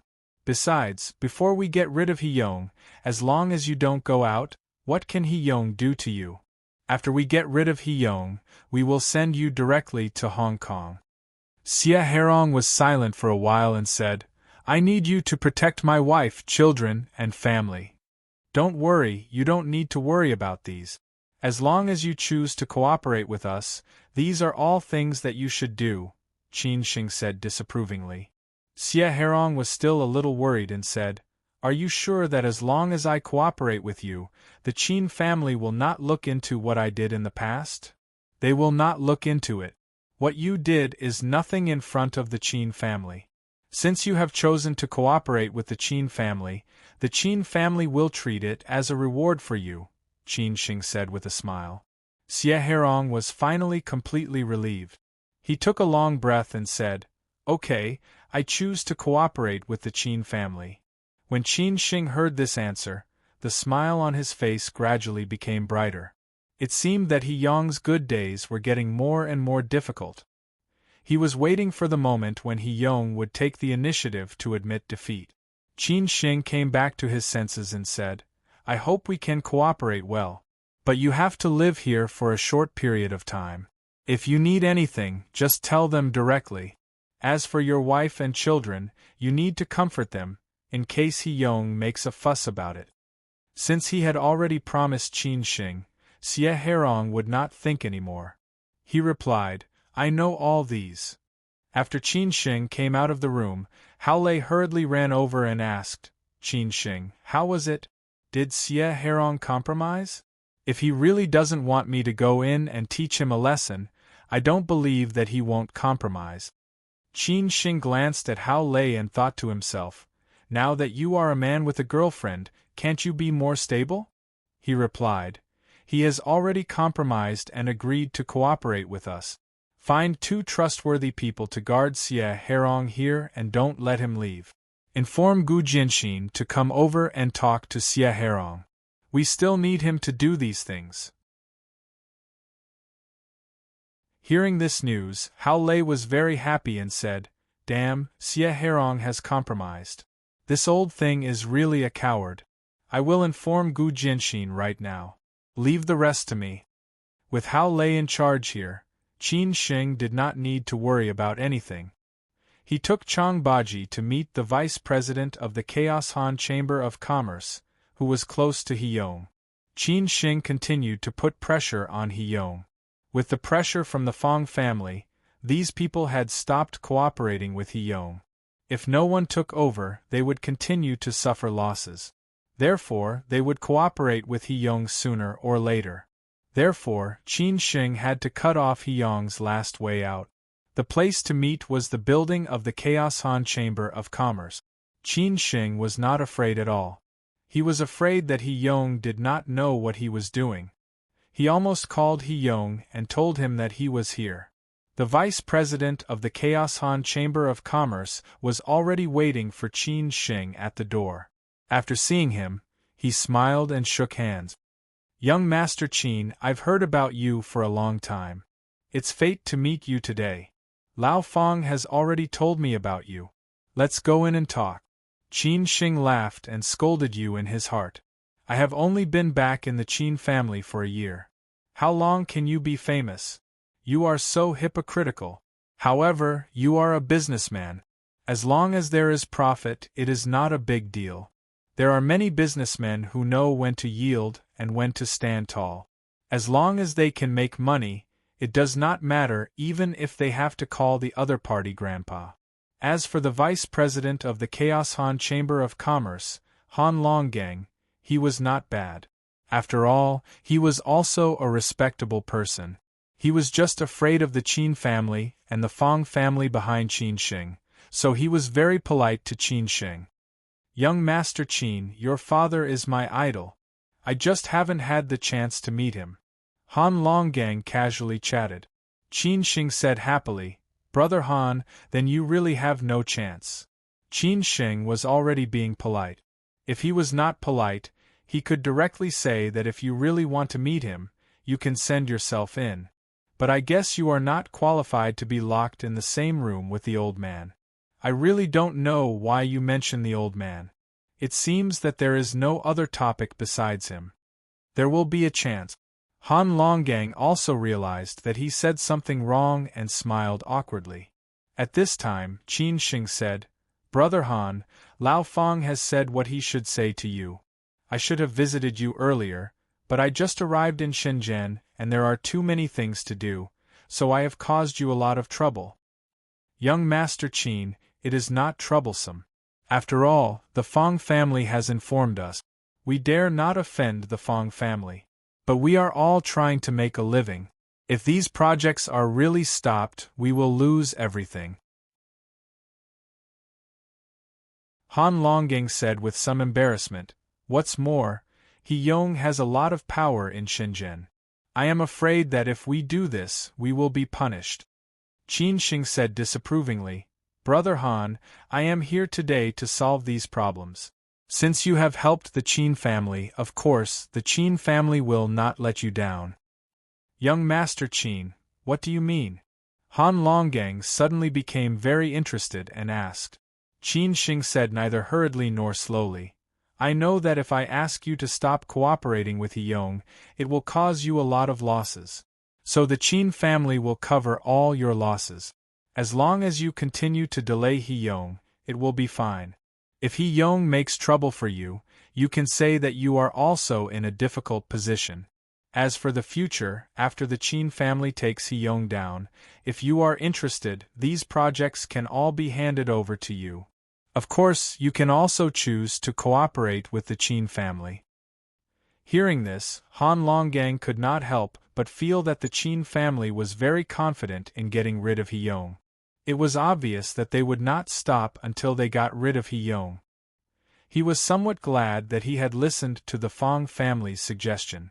Otherwise, he would have really offended He Yong. Now that Qin Shing said that the Qin family would cover all their losses, Han Longgang had nothing to worry about. The Qin family was really rich and overbearing. However, Han Longgang was a little embarrassed and said deliberately, Young Master Qin, actually it doesn't matter. As I said at the beginning, He Yong has a lot of power in Shenzhen. We are afraid of being pressured by the higher-up. You also know that he knows a lot of leaders. Qin Shing squinted and said, You don't have to worry about this. I have my own arrangements. You just need to do as I say. Han Longgang said thoughtfully, Then I understand. As expected, the vice president of the Chaos Han Chamber of Commerce agreed to Qin Shing's condition, because he had no other choice. He Yong was already like this. If he continued to cooperate with He Yong, not only would he offend the Qin family, but he would also offend the Feng family. However, if he offended the Qin family, there would not be so much trouble. After all, they did not have any direct contact with the Qin family. However, if he offended the Fong family, there would be some trouble in the future. Qin Sheng did not mind letting He Yong know that the Qin family was behind the Fong family. Otherwise, he would not directly deal with He Yong in person. He would put all the pressure on He Yong.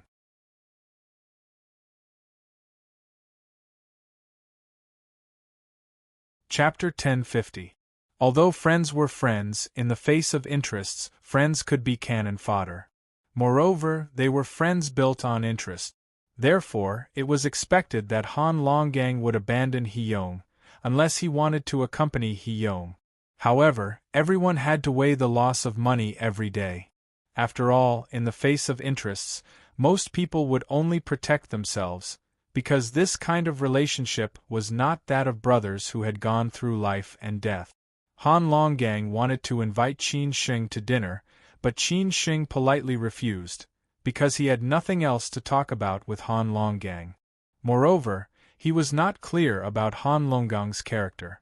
At least for now, Han Longgang was just a businessman who pursued profits. But which businessman did not pursue profits? After returning to the hotel in the evening, Qin Sheng ate something casually. When he was about to ask Gu Jianxin if he had made a breakthrough after talking with Xie Herong, his sister Qin Ran sent him a video call. These days, Qin Sheng did not contact his sister much, so he just lay on the bed and video chatted with her. It was a little hot in Shenzhen.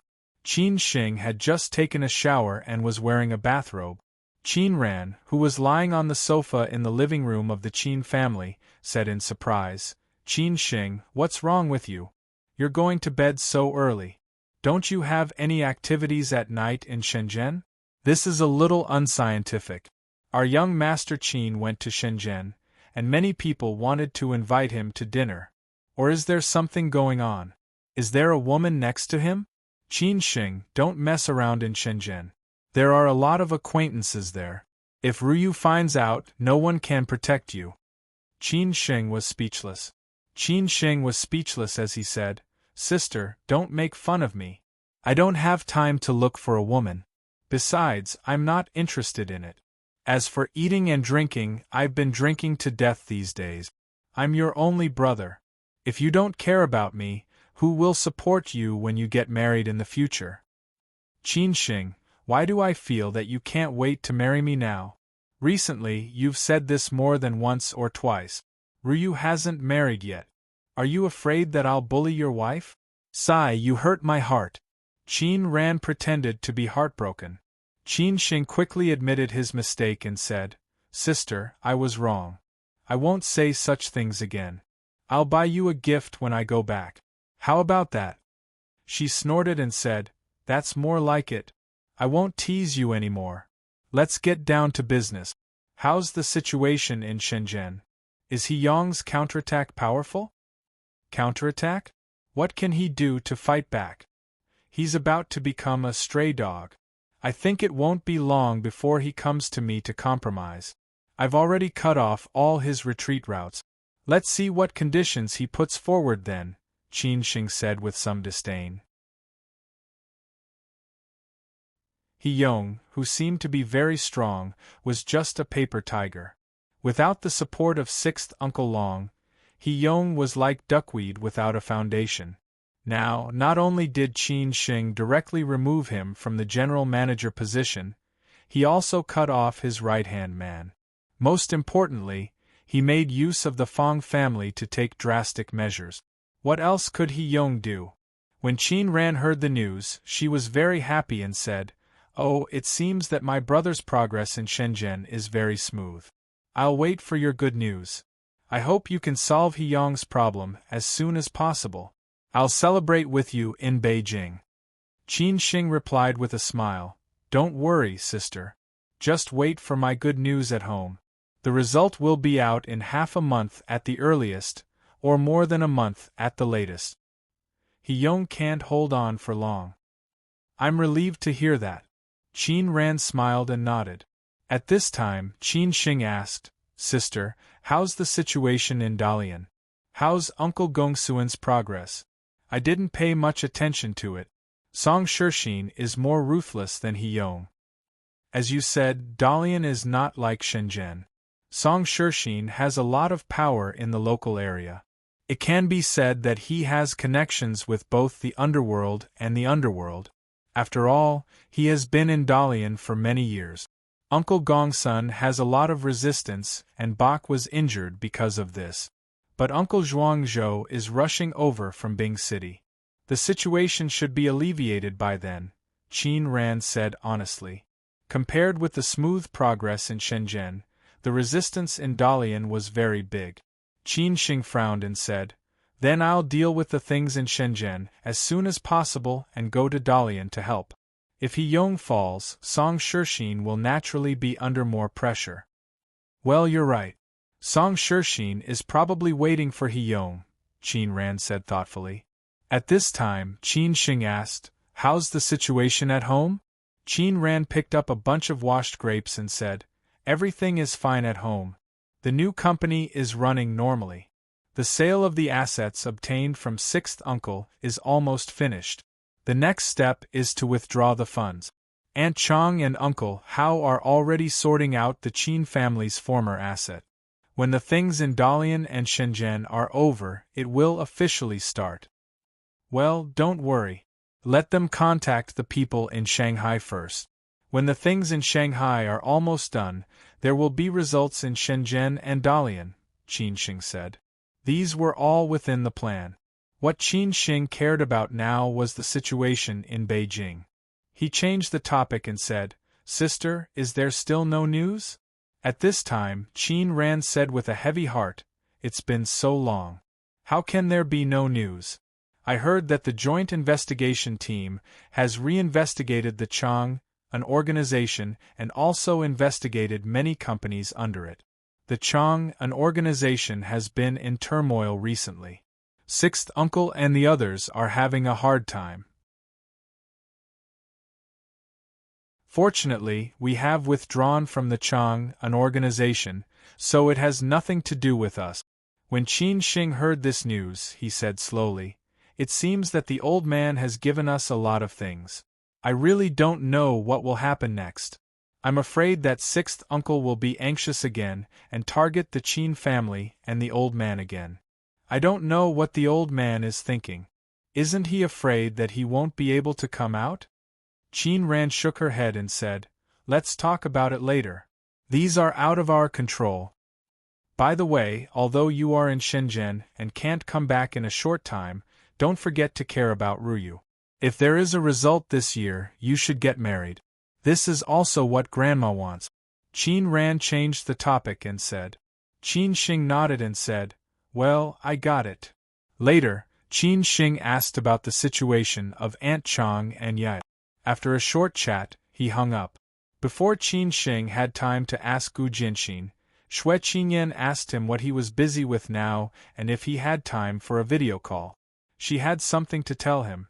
Qin Xing did not reply and directly sent a video call. After the video call was connected, Qin Xing found that Xue Qinyan was outside at this time. It was still dawn on her side. Theoretically, it should be dark in Shanghai earlier than in Shenzhen. At this time, it was already dark outside in Shenzhen. So Qin Xing asked in surprise, "Sister, where are you? Why is it still dawn?" Xue Qinyan replied directly, "I am in Los Angeles. Why do you think it's dawn? Why did you go to Los Angeles?" Qin Xing looked at the buildings over there, which seemed to be of foreign architectural style. Xue Qinyan said angrily, "Why do you think I came to Los Angeles? It's to look after Lin Su and your future baby son or daughter. Even if you don't care, I have to care for you." "Sister, thank you," Qin Xing said somewhat embarrassedly. He could also hear Xue Qingyan's resentment, but he could not do anything. He could only answer obediently. Xue Qinyan did not speak, so Qin Xing could only ask, "Is Lin Su okay?" "Not good. If I didn't stop her, she would almost go back to China. At that time, you will be in big trouble," Xue Qinyan snorted coldly. Qin Xing was stunned when he heard this. If Lin Su went back to China at this time, it would be really too messy. It was a bit like a melodramatic plot.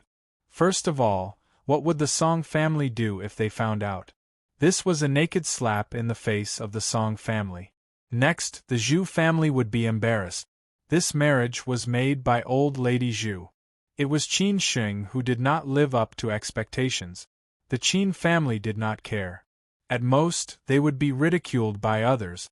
After all, Qin Sheng was from the Qin family. They could not do anything. But the Lin family would not let it go. They would definitely make trouble. At that time, all the pressure would be concentrated on Qin Sheng and Lin Su. Qin Sheng could bear everything without fear, but what about Lin Su? No matter what, Lin Su was innocent, and the child in Lin Su's belly was even more innocent. Qin Sheng really did not dare to continue thinking, because there were too many troubles and dangers. He was afraid that he would not be able to do it even if he wanted to. Why do you want to go back to China? Are you homesick or something happened there? Qin Sheng asked after he came to himself. Xue Qinyan replied calmly, "It's not because of homesickness or something happened. It's because old Lady Lin is critically ill. The Lin family has asked all the younger generations to go back and see her for the last time. Lin Su was raised by old Lady Lin since she was a child. Her relationship with old Lady Lin is incomparable. How can Lin Su not be anxious when old Lady Lin is already in this state? I am really afraid that Lin Su's pregnancy will be affected because of this. At that time, the loss outweighs the gain. Fortunately, I happen to be in Los Angeles. Otherwise, Lin Yu would not be able to persuade Lin Su. In the end, I called Lin Changhe and told him everything. Lin Changhe was somewhat helpless, but he had to accept his fate. After a discussion, we made up a lie for the Lin family. I also persuaded Lin Su in every possible way. Otherwise, you would have had a headache now." "Why did old Lady Lin suddenly become critically ill?" Qin Sheng asked incredulously. Of course, he knew the relationship between old Lady Lin and old Lady Lin. Lin Su was isolated in the Lin family when she was a child. Because of Lin Chongting and his wife, no one dared to get close to Lin Su. Only old Lady Lin loved Lin Su very much. Because of old Lady Lin's protection, Lin Su could have what she had today. Qin Sheng had met old Lady Lin before.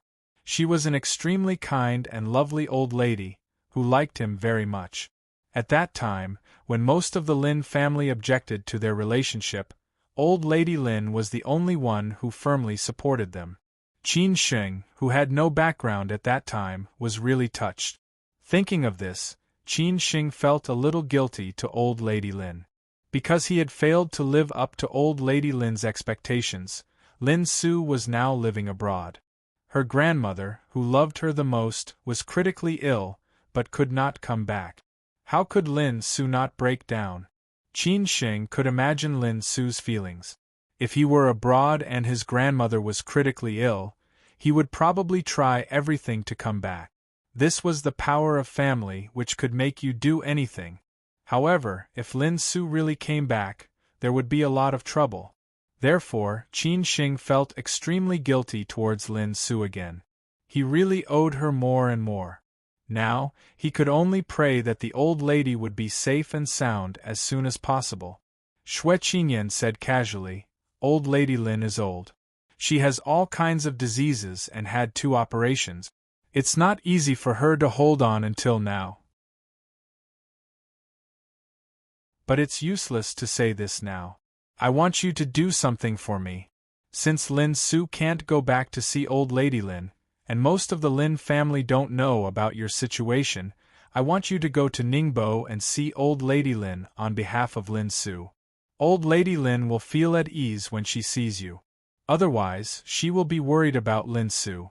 Secondly, other people in the Lin family won't make wild guesses, and Lin Su's situation will be better." As soon as Xue Qinyan finished speaking, Qin Sheng replied without hesitation, "Sister, you don't have to say that. I have to go to Ningbo. Even if it's just for myself, I should go to see old Lady Lin." Xue Qinyan was relieved to hear this.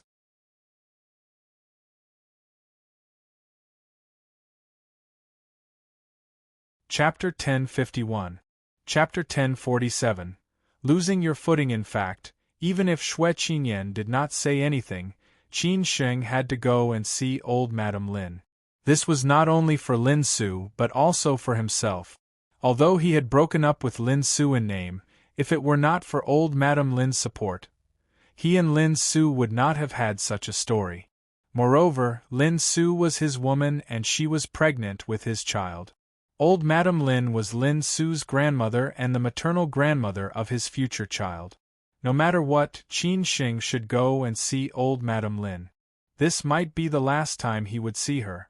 He might not have a chance to see her in the future. Moreover, as Xue Qinyan had said, this was also for the sake of Lin Su's situation. The relationship between Lin Su and her grandmother was incomparable. She was far away in America and could not come back. If Qin Sheng went to visit her grandmother on her behalf at this time, Lin Su would definitely be very touched. She could also be more at ease to take care of the fetus in America and would not let her imagination run wild every day. Secondly, as long as Qin Sheng went to the Lin family, those speculations would eventually disappear. No matter how crazy the rumors outside were, those people in the Lin family were destined to not know the truth. Everything was just hearsay. If Qin Sheng went there, they would not make wild guesses anymore. Lin Su's situation in the Lin family would also be more relaxed. Qin Sheng said sincerely, "I'll be in Shenzhen recently. After I'm done with the things in the next few days, I'll go to Ningbo right away. You should also tell Lin Su to take good care of herself." It was not that he did not want to call Lin Su personally. It was just that Lin Su's emotions must be very unstable now. If he called her and told her about this matter, her emotions might break down again. At that time, it would affect the fetus again. Xue Qinyan frowned and asked, "Why did you go to Shenzhen? How is your family now?" Xue Qinyan did not urge Qin Sheng to go to Shenzhen immediately. After all, there were so many things to deal with in the Qin family. Qin Sheng was probably already badly battered. Moreover, Qin Sheng had said that he would go to Ningbo after dealing with the things in these 2 days. She reckoned that he also had something important to deal with in Shenzhen. Qin Sheng explained casually, "It's about those things. You already know what you should know. Right now, we are consolidating the former asset. This time, I came to Shenzhen to deal with these trivial matters. I estimate that I will stay here for at least a month. However, things are progressing quite smoothly. At present, there are no major problems." Xue Qinyan said faintly, "That's good. I hope everything goes well for you in Shenzhen." After all, Qin Sheng was no longer the Qin Sheng of the past. Even if she wanted to help him now, she did not have the ability to do so. Unlike when Qin Sheng was in Shanghai and Hangzhou, she still had some power. Now, the Qin family's affairs were already beyond her ability. "Sister, thank you for coming so far to see Xue Qinyan," Qin Sheng said emotionally. Xue Qinyan had really done everything she could for him. Sometimes, Qin Sheng did not know how to face this woman. Xue Qinyan said helplessly, "Here we go again. I'm hanging up. I'm busy."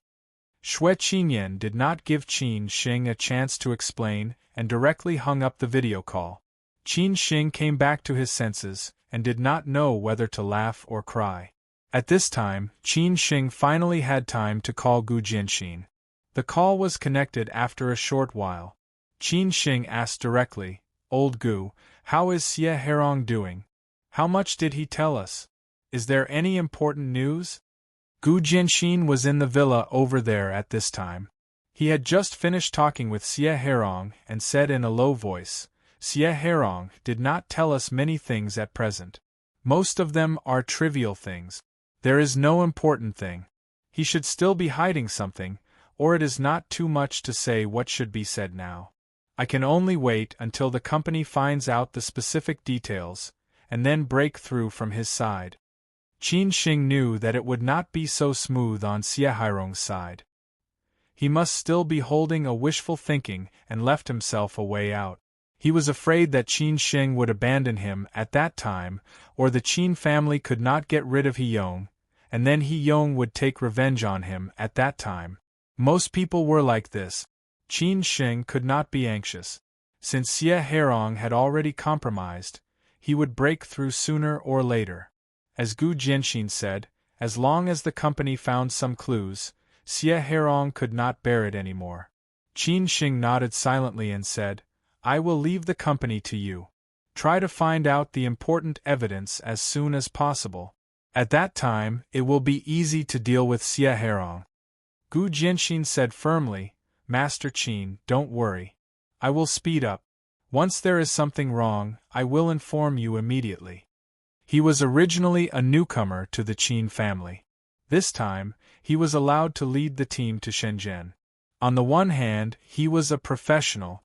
On the other hand, he was afraid that He Yong had already bribed some key figures in the Qin family. Therefore, this time, basically all the people sent to Shenzhen were newcomers. Qin Sheng said politely, Thank you for your hard work. As Qin Sheng had guessed earlier, after Xie Hairong disappeared, He Yong had been in a panic at this time. Duan Kai almost ran and crawled to report the news. At that time, He Yong was still intimate with his mistress. Duan Kai had no time to care about these things. He directly rushed in and said that he had something important to report. He Yong could only let his mistress, who was only wearing underwear, go back to the room first. He Yong said somewhat angrily, Lao Duan, what's wrong with you? When did you become so flustered? Fortunately, they were not working just now. Otherwise, if Duan Kai rushed in, it would be really embarrassing. Duan Kai's face was livid as he said, Brother, I really have something urgent to report to you. He Yong said disdainfully, What urgent thing? Tell me.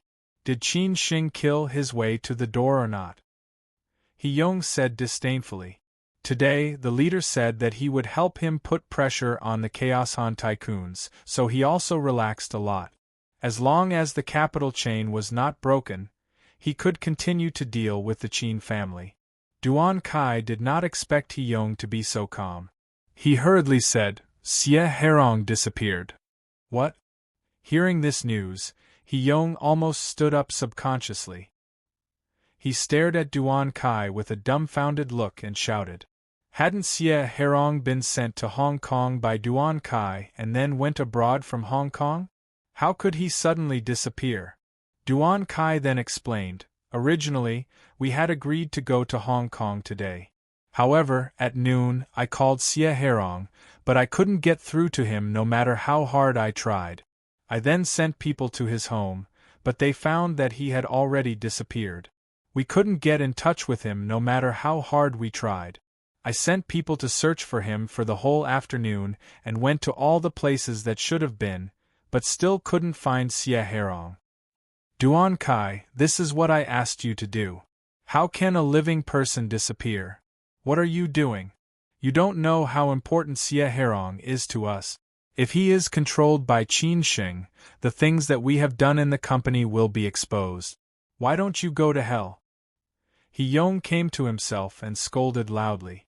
Duan Kai frowned and said, Brother, now that he has disappeared, we should think of a way to find him, or to use a way to save this situation. Otherwise, it will be too late. If Duan Kai had not been with him for so many years and had made great contributions, He Yong would really want to kick him. He scolded loudly and said, Do I need you to tell me this? King said at the beginning that it would be better to kill him directly. But you insisted on sending him abroad. Now tell me, what should I do? Duan Kai had a headache. Although He Yong had a strong relationship in Shenzhen and knew many leaders in the province, this was Shenzhen after all. If someone died and Qin Sheng got hold of it, then he would be digging his own grave. Last time when the Qin family sent people to Shenzhen, He Yong also wanted to use violence directly. Fortunately, he suppressed it and just gave them a warning. Now, no matter what we do, we have to find a way to find Xie Herong first. I have sent people all over Shenzhen to look for him, and I have also used the connections in the public security system to find him. At the same time, I have also sent people to Hong Kong to find his wife and children. No matter whether he has been caught by Qin Shing or not, as long as he dares to leak any information, I will make his wife and children pay with their lives, Duan Kai said fiercely. He Yong also knew that this was not the time to scold Duan Kai. He gritted his teeth and said, "Didn't you send people to keep an eye on Qin Shing? Send a few more people to keep an eye on him.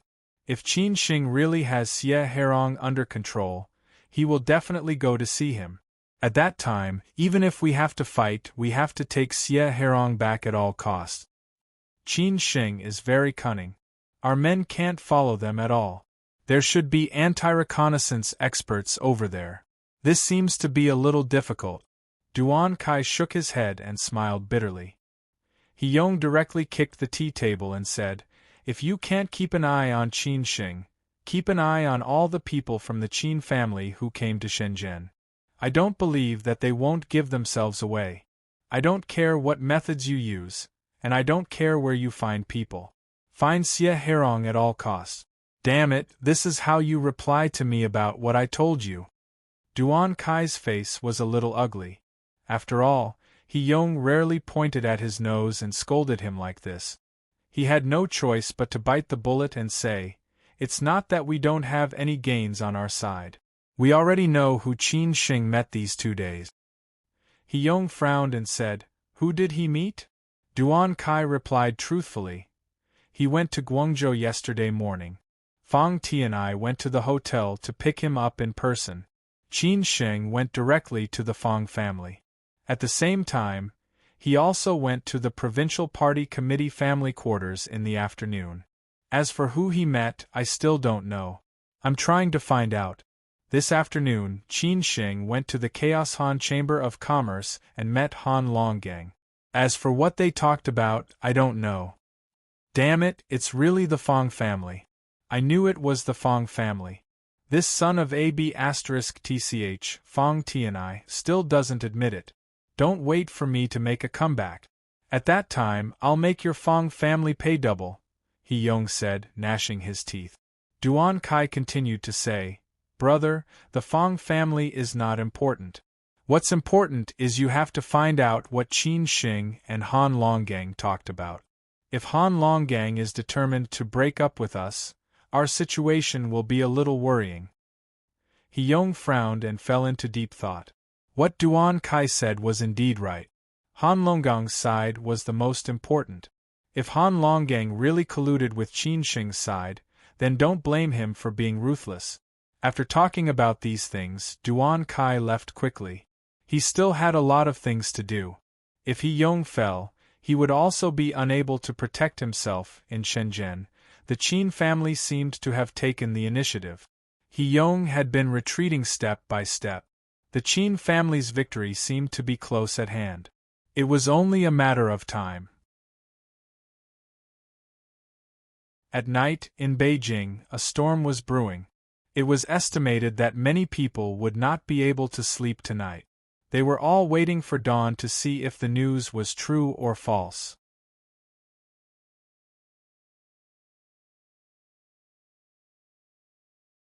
Chapter 1052. Breaking news, double monthly ticket. Asking for a monthly ticket. Qin Chang'an suddenly explained a lot of things before the Spring Festival, but there had been no official news so far. It was as calm as a pool of stagnant water, which made people who thought there might be a big movement disappointed. At first, everyone was waiting anxiously, because it might involve the life and death of many related interest groups. However, after waiting for so long, there was still no news. Everyone could not help but guess whether the news was true or not. Was someone deliberately misleading or diverting attention? Everyone was like that. After such a long time without any news, people would naturally speculate whether the news was true or not. After all, they had been suffering for so long, which made them feel a little tired. However, there was still no news, so they gradually relaxed. The Qin family was the same. They did not know what Qin Chang'an had told them, nor did they know whether it was true or not. They did not investigate the news. Anyway, the Qin family had withdrawn from the Chang'an system. If there was any movement, it would target the Chang'an system first instead of the Qin family. It was different for the sixth uncle. Now they were the controllers of the Chang'an system. If Qin Chang'an really told them something, it would directly affect the Chang'an system and them. That was why the sixth uncle was so anxious to inquire about the news. Even when Elder Long told him that it was nothing serious, the sixth uncle did not believe it. Although everything seemed to be calm, the sixth uncle had already felt the crisis. Because more and more news showed that the storm was approaching, the sixth uncle informed Ziyuan. It was better for them to cut ties with their families as soon as possible. If nothing happened, it would be a happy ending. But if something really happened, they should not get their families involved. After so many years, Qin Chang'an had established the Chang'an system, a capital empire, from nothing. He had experienced many things and had connections with many tycoons. Especially in the circle of Siju City, there were many people who had interests with him. Therefore, Qin Chang'an knew a lot of things. Many people wanted Qin Chang'an to die without a burial place, including the sixth uncle, Ziyuan, and the Su family. In this way, those secrets would completely disappear from the world. However, at the same time, there were many people who wanted to protect Qin Chang'an. Some of them had business dealings with Qin Chang'an. In this way, Qin Chang'an would not betray them. If they just sat back and did nothing, Qin Chang'an could only choose to die together with them. Of course, some of them wanted to use Qin Chang'an to suppress others. Therefore, they had to protect Qin Chang'an and make him spit out more things. However, Qin Chang'an would not do that easily. Tonight, when the call came, sixth uncle was already a little panicked. He sat helplessly on the purple sandalwood chair and looked out of the window with empty eyes. He knew that if the news was true, then at least for now, he had no ability to change the situation. He could only wait and see what would happen next before he could react. But he was very clear that trouble was coming for him. The Chang'an system was really a bottomless black hole. They had thought that Qin Chang'an would be able to fill this black hole. Now it seemed that they were a little optimistic. Obviously, the higher-ups were dissatisfied with the Chang'an system, and they did not think that Qin Chang'an alone could wipe out the Chang'an system. They seemed to be waiting for something. Was it possible that they were waiting for Qin Chang'an to get involved? Sixth uncle did not know, nor could he guess. Now he just had to wait and see how the situation developed. Did the Qin family have no choice but to be eliminated from the Chang'an system? Although the Qin family had worked hard for so many years to establish the Chang'an system, the Qin family did not seem to be reluctant to give it all to the Qin family. The Qin family thought that they had taken advantage of the situation and finally controlled the Chang'an system. They did not know that they had been tricked by the Qin family. Unfortunately, it was too late. In the morning, when the first ray of sunlight shone through the window, sixth uncle had already gotten up to do morning exercises. Old people slept very little, but they always had a regular schedule. On the one hand, his physical condition did not allow him to be willful. On the other hand, he had less and less time left. How could he waste all his time sleeping? Sixth uncle liked to take a walk and practice Tai Chi. After that, he would read the newspaper and eat breakfast. After that, he would start to deal with his daily work. Most of the time, he would have social meetings. He did not need to go to the company. Occasionally, he would go to the social groups that he held concurrently, and he would also go to various places to inspect projects and so on. Breakfast was very simple. Soybean milk, fried dough sticks, steamed buns, porridge, and pickled vegetables. Sixth uncle had suffered a lot, so he did not have too many requirements for these material things. He had enjoyed what he could enjoy in this life, so he did not have too many requirements. It was already 10 o'clock. Sixth uncle was ready to go out to meet a friend. He asked a friend he had not seen for a long time to drink tea and chat. As he grew older, he had fewer and fewer true friends. Many people would disappear after walking for a while, so sixth uncle cherished the few true friends he had left. However, sixth uncle was a little uneasy. It was already 10 o'clock. Why hadn't there been any news yet? Could it be that there was a mistake on the phone last night? If that was the case, sixth uncle would be relieved for the time being. He would also have more time to prepare.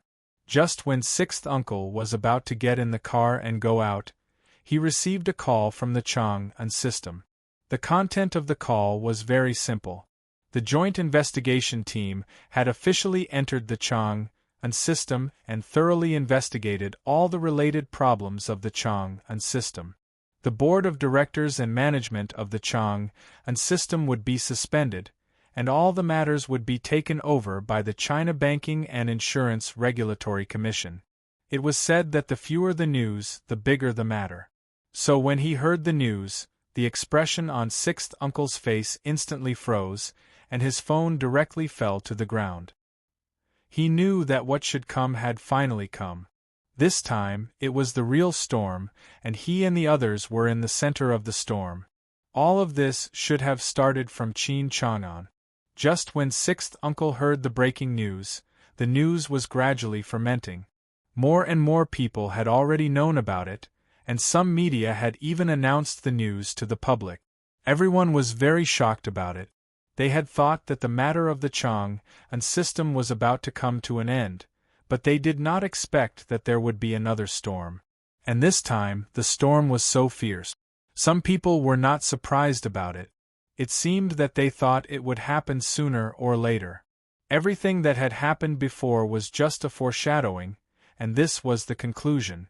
Soon after, the Qin family got the news. At that time, Zhao Anji and Qin Ran were having a meeting in the World Trade Center, so the meeting was naturally interrupted. They were also shocked by the news. Although they had been waiting for this moment since the beginning of the year, they did not expect that it would be so serious this time, more serious than ever before. In the past, although the Chang'an system had been deeply involved in all kinds of rumors, even the investigation only targeted Chang'an, and even the investigation of the Chang'an system was only related to the investigation. But this time, it was much more serious than before. That was, the joint investigation team directly entered the Chang'an system, and at the same time, the duties and power of the Chang'an system's board of directors and management were suspended. The second and most important point was that the China Banking and Insurance Regulatory Commission took full control of the matter. If it were other companies, the news might be that their bank accounts would be sealed and business transactions would be suspended. But for a giant like the Chang'an system, it was obviously impossible. After all, Chang'an system had so many subsidiaries, branches, and employees. At the same time, it was involved in the turbulence of the capital market. After all, the insurance funds of the Chang'an system were widely invested in the stock market, the bond market, and so on. If one part was moved, the whole system would be affected. If the company was really sealed, it would have a great impact. Therefore, the China Banking and Insurance Regulatory Commission took over the matter. At this point, the Chang'an system was no longer the Qin family's Chang'an system, nor the sixth uncle's Chang'an system, and the Su family's Chang'an system. It had become the Chang'an system that had been taken over. It was estimated that all the major shareholders of the Chang'an system were as silent as cicadas in winter, and those who had business dealings with the Chang'an system were even more afraid. When the news exploded like a heavy bomb, Qin Sheng was having fun in the hotel's swimming pool. The weather in Shenzhen was getting hotter and hotter. After a casual breakfast, Qin Sheng went to the hotel's gym to exercise. This was a habit that he must maintain. Qin Sheng, who had experienced life and death situations, knew that he must always keep his body at its peak. If he were in the Qin family, he would definitely practice with Lao Chang. He Wei and Fu Rong also came back. These days they had been busy. Qin Shing asked them to delegate the rest of the matters to others. They had more important things to do next. Who knew what the desperate He Yong would do? Not only did they have to protect Xie Herong, but they also had to protect the Qin family's team, especially Gu Jinxin and the others. He Wei and Fu Rong also came to the swimming pool, but Fu Rong did not come down to swim. It was unknown whether he was afraid of exposing his figure or something else. He Wei was not reconciled to his previous loss to Qin Shing. This time, he wanted to compete with Qin Shing again, but the result was somewhat unsatisfactory. There are so many beautiful women in Shenzhen. No wonder it's an international metropolis, He Wei said happily after he came up. He did not mention the fact that he had lost to Qin Shing again. Qin Shing said half-jokingly, "With your looks and figure, I think it's easy to hook up with them. Look, the two beautiful women over there are staring at you. Do you want to go over and say hello?" Naturally, there would be a lot of beautiful women in a five-star hotel, not to mention in a bustling place like Shenzhen. He Wei had always been thick-skinned. Following Qin Shing's gaze, he saw two beautiful women pointing at them. He did not know if they were talking about him or Qin Shing. He Wei did not care about this and directly swam over to greet them. At this moment, Lao Chang ran over with Qin Shing's phone and said, "Sister Zhao, you have called twice." Lao Chang called Zhao Anji as Sister Zhao. When Qin Shing heard that it was the auntie's call, he did not know whether it was because of his intuition or other reasons, but he had a bad feeling in his heart. He came out of the swimming pool and took the phone. When the call was connected, he heard the auntie's anxious voice on the other side of the phone. "Qin Shing, something happened to the Chang'an department." Qin Shing's expression changed instantly. When Zhao Anji finished telling him the big news this morning, Qin Shing was already a little panicked. He did not expect the storm to come so fiercely.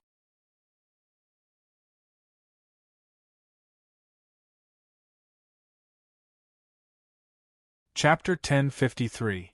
Coping with changes with constancy. When Zhao Anji told him that something had happened to the Chang'an system, Qin Shing didn't realize it at that time. He seemed to have forgotten that the Qin family had been kicked out of the Chang'an system and had nothing to do with the Qin family. When he heard the news, he subconsciously worried about the Qin family. But it didn't take long for him to realize that the Chang'an system had nothing to do with the Qin family. Now the Chang'an system belonged to sixth uncle, so they should be the ones worried. However, this thought only stayed in Qin Shing's mind for a few seconds. If it was just an ordinary thing, Auntie wouldn't have called him in such a hurry.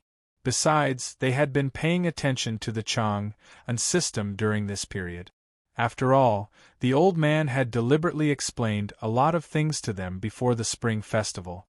Many people also heard about this news and were waiting for the Chang'an system to make some moves. But after waiting for so long there was no movement, so many people were a little disappointed. Now, what was supposed to come finally came. There was finally some movement from the Chang'an system. However, when Qin Shing heard what Auntie said, he felt that something was wrong, because this movement was too big. It should be said that so far no private enterprise had such a high standard of treatment, whether it was in the real estate industry, the real economy or the financial industry. So far, no private enterprise had such treatment, whether it was a company in the real estate industry, the real economy or the financial industry.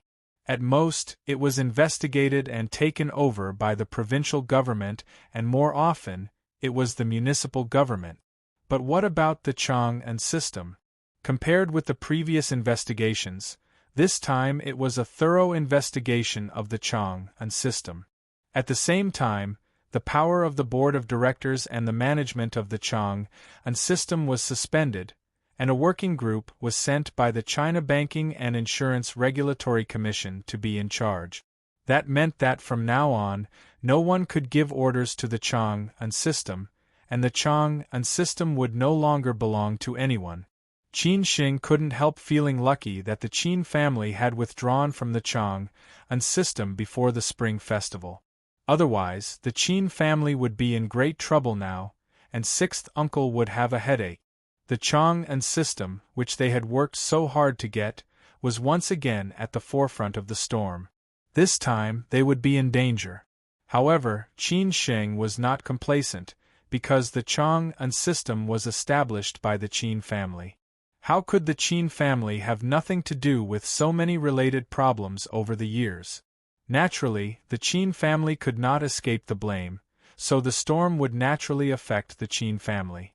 As for how many people would be involved, no one knew. After hanging up the phone, Qin Shing jumped out of the swimming pool directly and left quickly. He told Chang Baji to go back to his room directly. Next, the Qin family would hold a video conference to confirm the Qin family's next plan. How could the Qin family avoid this storm? Even if they could not avoid it, how could they face this storm? On the other side, He Wei was chatting happily with a few young ladies. He even made plans to go out for a drink at night. When he was about to come over to discuss with Qin Shing, he found that Qin Shing had already left with Chang Baji. He seemed to be in a hurry. He Wei did not dare to be careless. He quickly ran to Fu Rong and asked, "What happened to Qin Sheng? Why did he suddenly leave?" Fu Rong was also a little puzzled. He said casually, "He answered a phone call and left directly. I don't know what happened, but it seemed to be a little serious. Let's go." He Wei did not dare to delay. He pulled Fu Rong and left in a hurry. At this time, he did not care about the young ladies. When He Wei and Fu Rong arrived at Qin Sheng's suite, Chang Baji and Hao Lei were waiting outside in the living room, while Qin Sheng was in the bedroom having a meeting. He Wei was a little puzzled and asked, "Lao Chang, what happened?" He Wei and Chang Baji were already familiar with each other, so he called Chang Baji Lao Chang like Qin Sheng did. Moreover, He Wei was a person who liked to be close with others, especially in front of women. However, He Wei had always been a man of thousands of women. Until now, no one had been able to take him down. But eventually, such a woman would appear, just not now. Chang Baji did not hide it and said honestly, "Something happened in Beijing. We may have to go back to Beijing." Hearing Chang Baji's words, He Wei and Fu Rong could not help but be a little worried. Things had just started in Shenzhen. They had not even settled Heyong, and now they had to go back to Beijing. It was obvious that something big had happened there. At this time, Fu Rong suddenly received a call. She was not in the mood to answer it. She subconsciously saw that the caller was Old Master He. Fu Rong then quickly picked up the call. She did not have the guts to refuse Old Master He's call.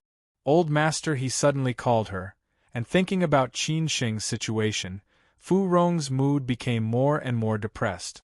Fu Rong looked at He Wei and told him that it was Old Master He's number. Then, he picked up Old Master He's call. Old Master He only said one sentence on the phone.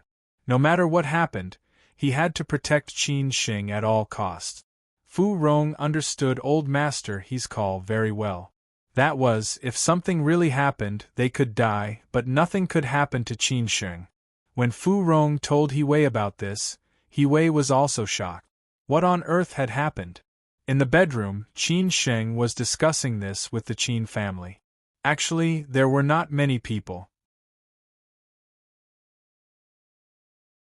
Other than Qin Sheng, there were only Zhao Anji, Qin Ran, and Gongsun, who was far away in Dalian. This was an unexpected situation. Although the Qin family was no longer in Chang'an, they had been in Chang'an for so many years. How could they not be involved? Therefore, everyone guessed that if it was in the past, the Qin family might not be affected. However, according to the seriousness of the situation this time, there was a high probability that the Qin family would be affected. It was only a matter of time. Even if the joint investigation team did not go after the Qin family, sixth uncle and the others, who bore the brunt and suffered heavy losses, would directly blow up the Qin family. What they were discussing now was how the Qin family should face this. "Auntie, do you have any other news from your side?" Qin Xing lit a cigarette and said meaningfully. Zhao Anji, who was in the office of the World Trade Organization, frowned and said, "So far, everything has been told to me by others. It is said that at about 10 o'clock this morning, the joint investigation team directly entered Chang, and without notice and announced the decision in front of the management. Immediately after that, the working group of the China Banking and Insurance Regulatory Commission also came in. No one expected that this time the movement would be so big. Similarly, there is no news from the outside. You can see how high the level of confidentiality is, and the confidentiality process is also very strict. Now, except for those who have nothing to do with it, I guess that those who are related to Chang and dare not take the initiative to inquire about the news here, for fear of being targeted by the joint investigation team. So I don't know any other news. Moreover, it is just the beginning, and there may not be specific details." Qin Xing nodded silently and said, "That's true. The person in charge of the joint investigation team and the working group of the China Banking and Insurance Regulatory Commission are both deputy ministers. No one dares to touch Chang uneasily. This is a mine." This news had just come out, of course, from Zhao Anji. With such a high level of equipment and specifications, it could be seen how serious the situation of Chang was this time. Maybe the higher-ups wanted to completely solve the problem of Chang and did not want to let it continue to be entangled. It could also be said that some top-level games were about to come to an end. As for the result, only those involved knew. Qin Ran, who had been silent all this time, said at this time, "If it were in the past, the Qin family might be the most worried now. The Qin family will be in the center of the storm again. But this time, the most worried should be sixth uncle, as well as other related shareholders and stakeholders of Chang'an." Qin Xing frowned and said, "Sister, do you think that the Qin family can survive such a big storm?" "It is only a matter of time that it will affect our Qin family." "Then what should we do?" Qin Ran asked. She did not refute Qin Xing's words. She just felt that the Qin family's decision was really right this time. Chang'an was a time bomb, which could destroy the Qin family at any time. The Qin family was not able to withstand the storm of Chang'an at all. Now it was like this. If they had not listened to Uncle Qin and eldest uncle, the Qin family would be in a difficult situation now. Qin Xing looked at Gongsun and asked, "Uncle Gongsun, you have been with the old man for so many years. You should know him better than anyone else. If the old man was here, do you think he would do that?" Gongsun pondered for a few seconds, thinking about Master Qin's way of dealing with every big event, as well as his habits over these years. After a few seconds, he replied, "Pay attention to the situation, wait for orders, wait for changes, and deal with them by not changing." After hearing what Uncle Gongsun said, Qin Xing looked at Aunt Qin and Sister Qin and said, "Aunt Qin, Sister Qin, let's do it according to this method. We don't need to be anxious. After all, this matter has not affected us yet. But we should not be happy and optimistic. We have to prepare in advance. When the time comes, we will be able to face it. As for other things, we will do as usual. Don't panic because of this." Qin Ran said in surprise, "Qin Xing, do you mean that you won't go back to Beijing? Now it is more dangerous outside than in Beijing. It's better for you to come back earlier. Moreover, if you come back, we can discuss anything." "Sister, it's useless for me to go back. Who knows how this matter will develop? I don't know whether it will be a blitzkrieg or a tug of war. So I'd better not go back now. Moreover, things have just progressed in Shenzhen. If I go back suddenly, all my previous efforts will be wasted. When I really need to go back, I will naturally go back."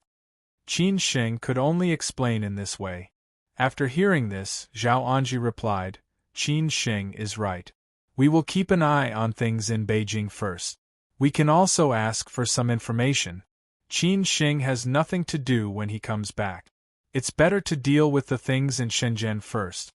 It's the same for Gongsun. Don't come back in a hurry. Otherwise, all the previous efforts will be wasted. Moreover, this is the Qin family's last time. If we don't take this opportunity to get rid of He Yong and Song Shixin, when the things in Beijing affect the Qin family, we will have no time to take care of them. At that time, we don't know how long it will drag on. Yes, I think so too, Gongsun echoed. Hearing what everyone said, Qin Ran could not change it. In the end, she could only agree with this decision. Compared to other things, she was more worried about Qin Sheng's safety. Battlefield literature.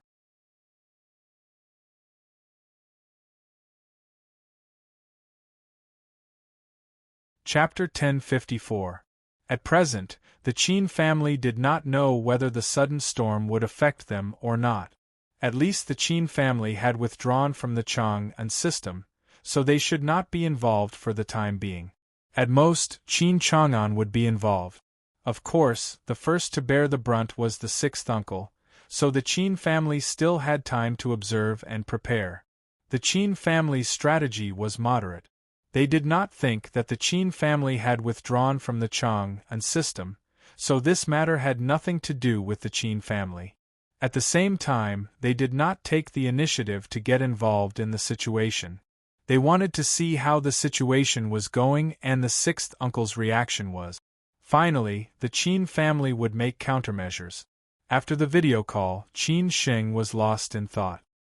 He guessed that everyone who should know about this matter had already known about it. He wondered what his uncle and uncle were thinking now. He could not take the initiative to contact his uncle. The Zhu family had done what they should do, and if they took the initiative to help the Qin family, it would be against their principles and bottom line. At that time, the Zhu family might also get into trouble. However, almost no one knew about his uncle's return, so Qin Sheng could still ask him about it. He called his uncle at once, and the call was connected soon. On the other side, Qin Changxing was sitting on the balcony, enjoying the sea breeze and looking at the sea. Before Qin Sheng said anything, he asked, Qin Sheng, do you want to ask about what happened in Beijing? Qin Sheng was not surprised and said, Uncle, you already know about it? It's such a big thing. How can I not know? If I said that I received the news last night, would you believe it? There should be others who received the news, but they still had doubts about the authenticity of the news. Now it's confirmed, Qin Changxing said calmly. Qin Sheng was a little shocked. He did not expect that his uncle would know about it in advance, and that other people also knew about it in advance. It seemed that these big shots were really omnipotent. The network of relationships was too complicated, and no one knew who would be involved in the end. Uncle, fortunately, you advised the Qin family to withdraw from the Chang'an system. Otherwise, we would have a headache now, Qin Sheng said in a low voice. Qin Changxing shook his head and said, This suggestion should be made by your uncle. But do you think that this matter will have nothing to do with us if we withdraw from the Chang'an system? The Qin family and your father have been deeply imprinted in Chang'an. So many things have happened over the years. Which one of them did not involve the Qin family? Although Old Six and the others went for wool and came home shorn, who knew how they would fight back next? If the Qin clan wants to drag them down with them, they might want to perish together. In short, there won't be any winners. If Qin Changxing couldn't see these things clearly, then he wouldn't be Qin Changxing. Back then, after training in the system for so many years, he might as well become a monk. It did not occur to Qin Sheng that his first uncle would be able to see through everything so clearly. He said in a low voice, First uncle, what should we do next? What are you going to do? Qin Changxing asked. Qin Sheng truthfully told them the decision made during the video conference just now. We choose to wait and see. Just as first uncle said, we also think that the Qin family will not be able to escape. However, the Qin family can't be so anxious to get into the game. Therefore, we should prepare for what we should do and continue to do what we should do. Qin Chongqing was not surprised that the Qin family would do this. After all, there were no fools in the Qin family. He said casually, "In fact, you don't have to worry about anything. Your life will go on as usual. If the investigation really involves the Qin family, you just need to cooperate with them. Don't think about how to resist, which will only lead to the destruction of the Qin family. As for Old Six, you also need to be careful. After all, Old Long is behind him. Be careful in case he takes revenge on the Qin family." It did not occur to Qin Shing that his first uncle had already known about the existence of Old Long. It seemed that his guess was right. Qin Shing asked tentatively, "First uncle, do you know that Old Long has shown up?" Qin Chongqing chuckled and said, "If I didn't know that he had shown up, why would I hide so much?" This time, Old Long supported Old Six's acquisition of the Qin family. As long as the matter in Chang'an is big enough, it will be easy to get Old Long involved. Not to mention the collapse of such a large capital, it will be the time for us to take revenge. Take revenge? Qin Shing murmured to himself. It seemed that his first uncle and the old man were indeed playing a big game of chess. When Qin Shing came to his senses, Qin Chongqing had already hung up the phone. There should be other calls coming in. Only a few old friends of Qin Chongqing knew that he had come back. The others were the tycoons who had the ability to find out that Qin Chongqing had come back. However, of course, these people would not reveal Qin Chongqing's whereabouts. Qin Shing was a little surprised that his first uncle hung up the phone all of a sudden. However, he did not think too much about it. He did not leave the room directly. Instead, he turned on the computer and searched for news related to this morning's matter. In today's internet era, the speed of information transmission was as fast as the speed of light. Nothing could be hidden, unless it was deliberately hidden. As expected, many people had already exposed this news on Weibo, and some self-media were talking about it. However, the relevant big media or the official media did not spread this news. It seemed that it had not reached that stage yet. After all, these news were still restricted. What Qin Shing found most interesting was that these so-called self-media and so on were all gossip. They should not know about Qin Chang'an's current situation, nor did they know that the Qin family had withdrawn from Chang'an, but they still linked Chang'an with the Qin family and Qin Chang'an. Perhaps most people thought so. Therefore, if one did not get in touch with the center of the news, he would never know what had happened. If one did not get close to the center of power, he would not know what was the truth. When Qin Shing finished his work, it was already 12 o'clock at noon. Qin Shing realized that time had passed so quickly. At this time, he walked out of the room and found that others were waiting for him in the room. It seemed that they also knew what had happened. Chang Baji looked at Hao Lei and said, "Hao Lei, go to Xie Hairong's place personally and cooperate with Gu Jinxin to find out everything that Xie Hairong knows. Ask Gu Jinxin to speed up. If necessary, we can threaten Xie Hairong. Something happened in Beijing, and our time in Shenzhen is limited. So we should try our best to defeat He Yong as soon as possible." Qin Shing looked at Fu Rong and He Wei and said, "Fu Rong, He Wei, your next task is to bring people to protect Gu Jinxin and his team. Don't let He Yong take risks out of desperation. As long as you ensure the safety of Gu Jinxin's team, we will not have any accident." However, Fu Rong refused and said, "Old Master called and asked me and He Wei to protect you for the next 24 hours. Maybe what happened in Beijing will affect your safety. I will call Old Master and explain to him. At this stage, there will not be any danger. At most, He Yong will overestimate himself. Lao Chong can protect me. Moreover, ordinary people are not my match. So you don't have to worry, Qin Shing said disapprovingly. Since Qin Shing had said so, Fu Rong and He Yong could not say anything else. They could only listen to Qin Shing and report to Old Master later. After arranging everything, Qin Shing thought about how to continue pressuring He Yong so that He Yong would not have any chance to resist. It seemed that there was one last way, which was to ask the banks for loans. Only in this way could He Yong be completely helpless. Qin Shing immediately called Gu Jianxin and asked Gu Jianxin to find out which banks He Yong's company had received loans from. After finding this information, he could take drastic measures against He Yong. The Qin family had so many connections in the financial industry. It seemed that they could be put to use at this time. These uncles might not be able to help with big things, but they would not be stingy with small things like this. Even if Qin Shing did not have any connections, he could still pressure them through the Fong family. Of course, he had already thought of a countermeasure to persuade these banks. In Beijing, when all the current shareholders of the Chang'an Group heard the news, they were shocked for a long time. The lethality of this matter was too great. The most important thing was that this time, the level and standard of this investigation were very high. Obviously, they were really going to thoroughly investigate the Chang'an Group.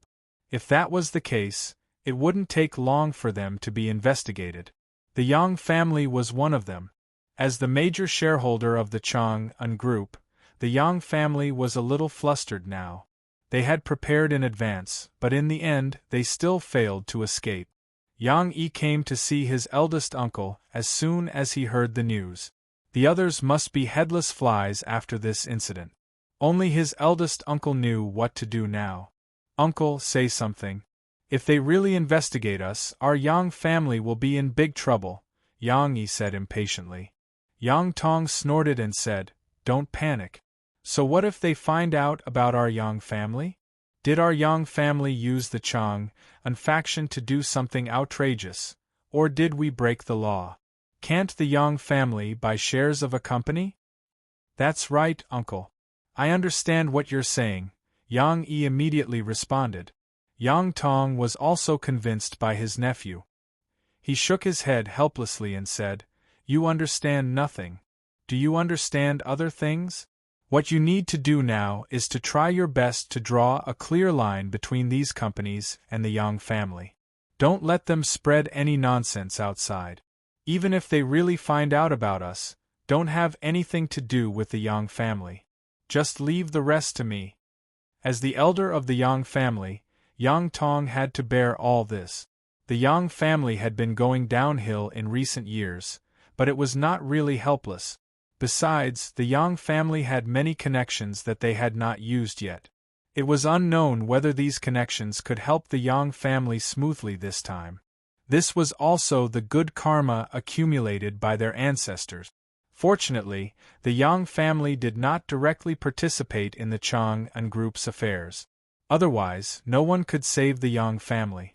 When the Yang family was thinking of a way out, other major shareholders were also thinking of a way out, especially sixth Uncle Ziyuan and the Su family, which were the actual controlling families of the Chang'an Group. Now they were in the most danger.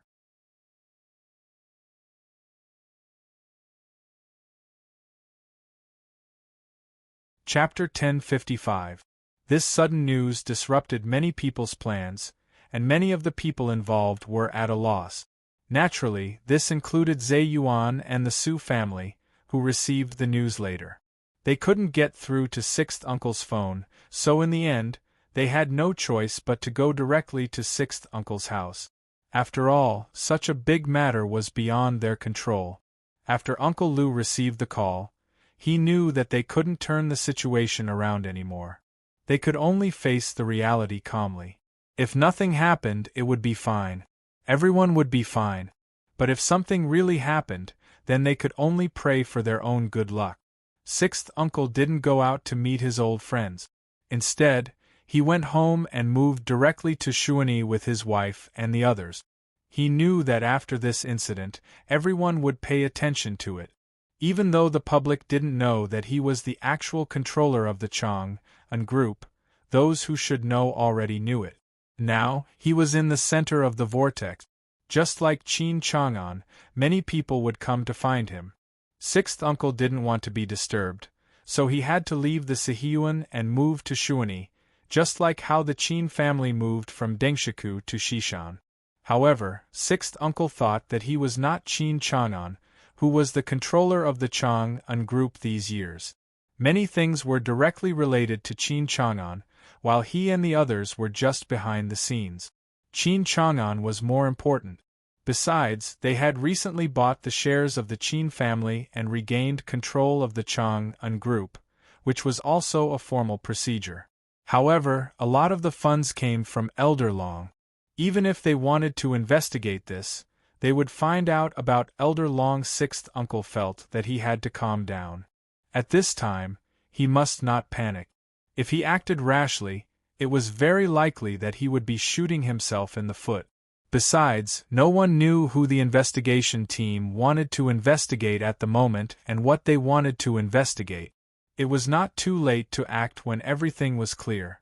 Moreover, sixth uncle would not contact anyone during this period, because no one dared to help at this time, lest they caused trouble for others. It was just that sixth uncle didn't want to find someone else, but someone else took the initiative to come to him. Zeyuan and the eldest brother of the Su family were now in a panic. Zeyuan's phone had been blown up by the family members. This time, Zeyuan's family had contributed a lot to the acquisition of Chang'an Group's shares. They had used almost all of their available funds. Now that Chang'an Group's shares had been taken over, their funds would certainly not come back in a short time. How could they not be anxious? As for the Su family, it was even more so. The elders of the Su family all had official identities. If they really wanted to investigate carefully, no one could guess how many members of the Su family would be implicated if they dug out something. With the relationship between the Su family and Ziyuan, it was not difficult to find sixth uncle. Besides, they were so familiar with sixth uncle, so when they broke into sixth uncle's villa in Shuani, no one could stop them. No one dared to stop them. The villa was not very big. It was only about 400 to 500 square meters. Sixth uncle had almost never lived here. Only his daughter had stayed here for a few days. He did not expect that it would come in handy this time. When Zeyuan and the Su family's eldest son stood in front of the sixth uncle said angrily, "Do you think it's appropriate for us to meet at this time? Aren't you afraid of others finding out about our relationship? Or are they not afraid of others knowing about the internal affairs of the Chang'an faction? You don't know how many times the elders of my family have called me. They want me to give them an explanation. I'm forced to do this. Otherwise, who would be willing to do this?" "What's going on, sixth uncle?" Zeyuan said with a pale face. He had never lost his composure like this before. Who asked this matter to be so serious? It might involve the fate of his family. He couldn't afford to bear this responsibility. The eldest brother of the Su family also said bluntly, "Sixth brother, our Su family chose to support you because we believed in you. For such a long time, our Su family has never let you down. But now you have to tell me what's going on. Our Su family can't afford such a torment. You said that nothing big would happen, and you even asked Elder Long for some information." "You're asking me? I don't even know who to ask," sixth uncle said with some relief. The eldest brother of the Su family snorted and said, "Sixth brother, what do you mean?" "I don't mean anything else. It's just that what has happened, and no one can change it.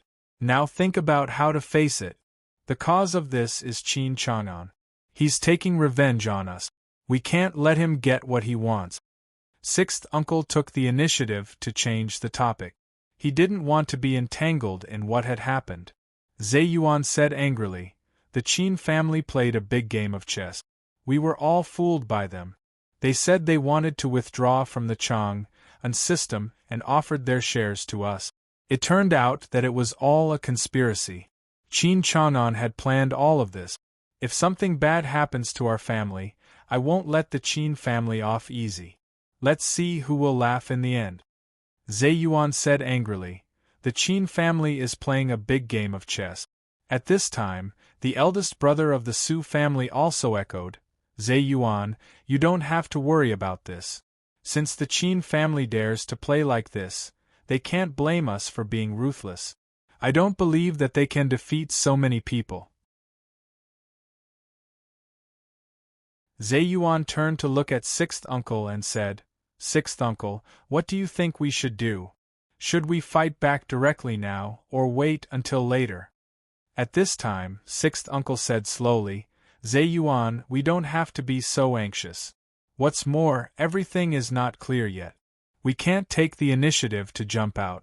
We should teach the management what to say and what not to say. As for the other things, let's wait and see. I'll discuss it with Elder Long. This time, he should have a headache because he has been involved. If he doesn't do something, no one can escape. What about the Qin family? Are we going to let them laugh at us? The eldest brother of the Su family asked, frowning. Sixth Uncle said thoughtfully, I'll discuss it with Elder Long after talking about these things. Zhe Yuan and the eldest brother of the Su family left. Of course, they didn't think that Sixth Uncle had sent them away, because they all knew that at this time, no one had to face this matter alone, but all of them had to face it. If something really happened, they would all pay the price at that time. Therefore, Sixth Uncle should be more concerned and worried than they were. They also believed that Sixth Uncle would find a way. In the same way, they wouldn't pin their hopes on Sixth Uncle. After going back, they would definitely discuss countermeasures with each other within their families. They would find loopholes and fill in the gaps related to the Chang'an family. At least at that time, they would make others unable to find fault in some aspect. Even if there was a problem, as long as the problem was not big enough, they could solve it. After Zhe Yuan and the eldest brother of the Su family left, Sixth Uncle was lost in thought. Now, he could only stabilize these two families, because even he did not know what would happen in the future. When the time came, what would happen to them, because even now, he did not know what those people were thinking. After all, the Chang'an family had been so high profile for so many years. In the evening, Sixth Uncle finally took the initiative to call Elder Long, because he had no other choice. After all, they might be involved in more things, while Elder Long was relatively less involved. At most, he would be found to have some related financial transactions. As for what was going on with Elder Long, Sixth Uncle didn't know. When the phone was connected, Elder Long said, Sixth Brother, I've been waiting for your call. You're really calm. Or are you in a mess? Brother, if you want to laugh at us, it's a little unfair. Some time ago, you told me that what Qin Chang'an told us would have little to do with us. Now such an unexpected situation has happened. What should I say? Sixth Uncle said in a very impolite tone. Elder Long chuckled and said, Sixth Brother, are you blaming me? I'm not blaming you. I'm just saying that we must trust each other when we cooperate, Sixth Uncle replied. Elder Long snorted and said, If you had listened to me and been more ruthless to the Qin family, there wouldn't have been so much trouble now. Now, not only you are involved, but I am also involved. No one can escape. So you don't need to say these words. You should think about what to do. Sixth Uncle asked tentatively, Brother, you have eyes and ears all over the world. You should know more than me, right? Upon hearing Qin Sheng's words, Elder Long laughed out loud and said, Lao Lu, I don't dare to admit what you just said. Everyone in the big circle of Sizhou City knows that you, Lao Lu, are very resourceful. Many of those big shots used to follow you around in the past. Even if this matter is serious, it is impossible for them to let you, Lao Lu, get into trouble. Sixth Uncle narrowed his eyes. He didn't deny what Elder Long said, but this was not the result he wanted. He said calmly, Brother, have you already prepared for the worst? Humph, I don't have the worst plan. I only have one plan, which is to destroy the Qin family, Elder Long snorted. Sixth uncle said with interest, "Brother, what do you think you should do? How can you destroy the Qin family? When it's necessary, I will use my own methods. As for you, you just need to take care of your own business. You don't need to worry about these things anymore," Elder Long said. When he said this, his eyes were full of killing intent. Sixth uncle was surprised and said, "Brother, what do you want to do? What do you mean by direct? Do what I want to do." Elder Long sneered. Sixth uncle seemed to think of something and said in a hurry, "Brother, unless it's absolutely necessary, I advise you not to do this. If anything happens now, it will put us at the top of the storm. Aren't you afraid of getting yourself into trouble? As long as I can destroy the Qin family, I don't mind paying a heavy price," Elder Long said disapprovingly. The more Sixth uncle thought about it, the more scared he became. If Elder Long really did this, he would drag everyone down with him. He must stop Elder Long from doing this. When he came to his senses and was about to persuade Elder Long had already hung up. Sixth uncle didn't know what to do for a while.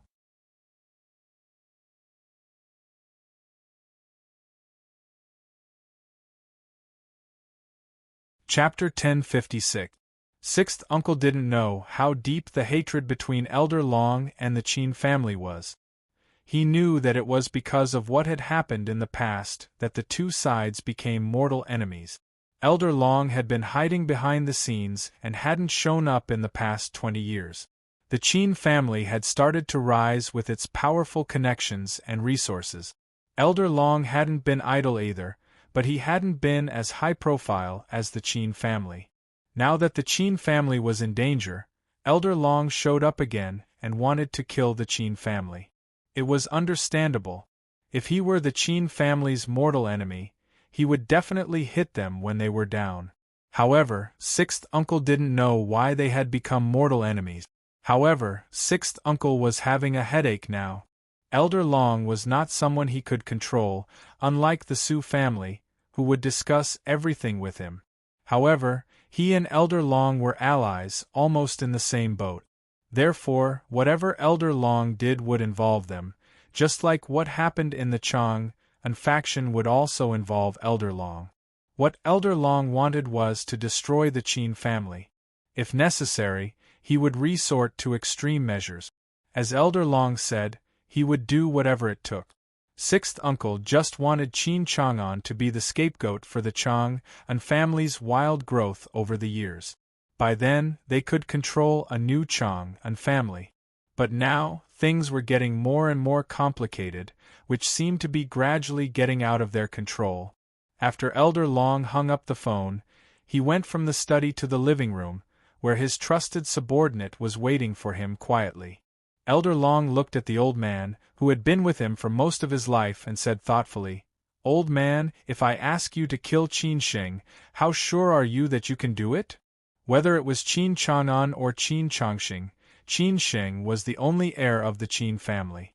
If he killed Qin Sheng, the heir of the Qin family would be completely cut off, which would be the biggest revenge to the Qin family.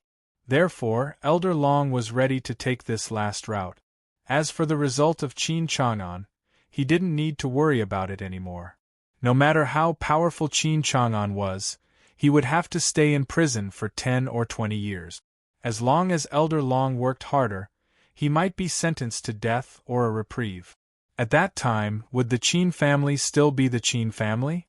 The old man, who was called Old Ghost by Elder Long, raised his head and replied, "If I were to go there alone, the success rate would be less than 30%. Qin Sheng has Chang Baji by his side, and his own skills are not simple. As long as Chang Baji is there, it will be very difficult for me to kill Qin Sheng. It is more likely that I will die there." He had already seen Chang Baji's strength and heard about this man's stories, especially some of the things that happened in Zhujiang.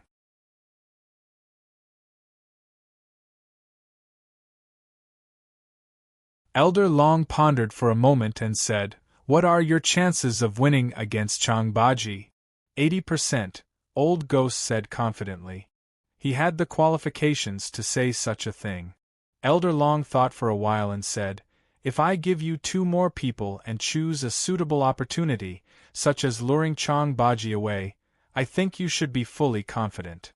Hearing this, Lao Gui laughed and said, "Old master, if it's really like this, if I still can't kill Qin Sheng, I can only bring my head to see you." Elder Long said happily, "You can choose all the people in the family at will. Anyway, you know their forces better than anyone else. After choosing, go to Shenzhen immediately. You can use the resources of the family at will. I will cooperate with you. No matter if it is 1 or 2 months or a year and a half, I can wait. As long as there is a suitable opportunity, don't miss it." Old Ghost said firmly, "Got it. I will go there right now." Since he had chosen this path, Elder Long was not afraid of any consequences. At that time, even if he had to sacrifice his life, so what? Hadn't he been waiting for this day after so many years of forbearance? He believed that if Old Ghost took action in person, he would definitely get the result he wanted. As for how to cooperate with Old Ghost, he had already thought of a way. In Shenzhen, Qin Sheng did not know that a new crisis had appeared. Elder Long chose to kill him, so that he could directly take revenge on the Qin family. Qin Sheng was still fighting with He Yong. At present, Qin Sheng had gained the upper hand, and He Yong's situation was getting more and more difficult. As Qin Sheng had expected, He Yong did put pressure on the Chaos Han Chamber of Commerce through the city leader. However, before Qin Sheng took the initiative to call Master Qian had already taken action. It was unknown which leader directly called the city leader, but the city leader realized that the situation was not simple and dared not to interfere with He Yong's affairs anymore. Next, after Qin Sheng found out He Yong's bank, he began to put pressure on He Yong through the connections of the Fong family and the Qin family in the financial system. The bank had already informed He Yong that He Yong had to repay the loan in advance for some reasons, which was the last straw to break He Yong's back. Unlike the Chaos Han Chamber of Commerce, the bank could not delay the loan. If He Yong couldn't repay the loan on time, the bank would have to apply for legal procedures. In the end, He Yong only had one way out, which was to go bankrupt. As a result, He Yong was now completely panicked. He did not expect that the Qin family would be so fierce to him and put pressure on him from all aspects, almost cutting off all his options. What should he do? In the company in Shenzhen Bay, He Yong's hair had turned white in the past few days. The huge floor-to-ceiling windows could see the Shenzhen Bay. Such a scenery was really pleasing to the eye. Unfortunately, He Yong was not in the mood to enjoy it.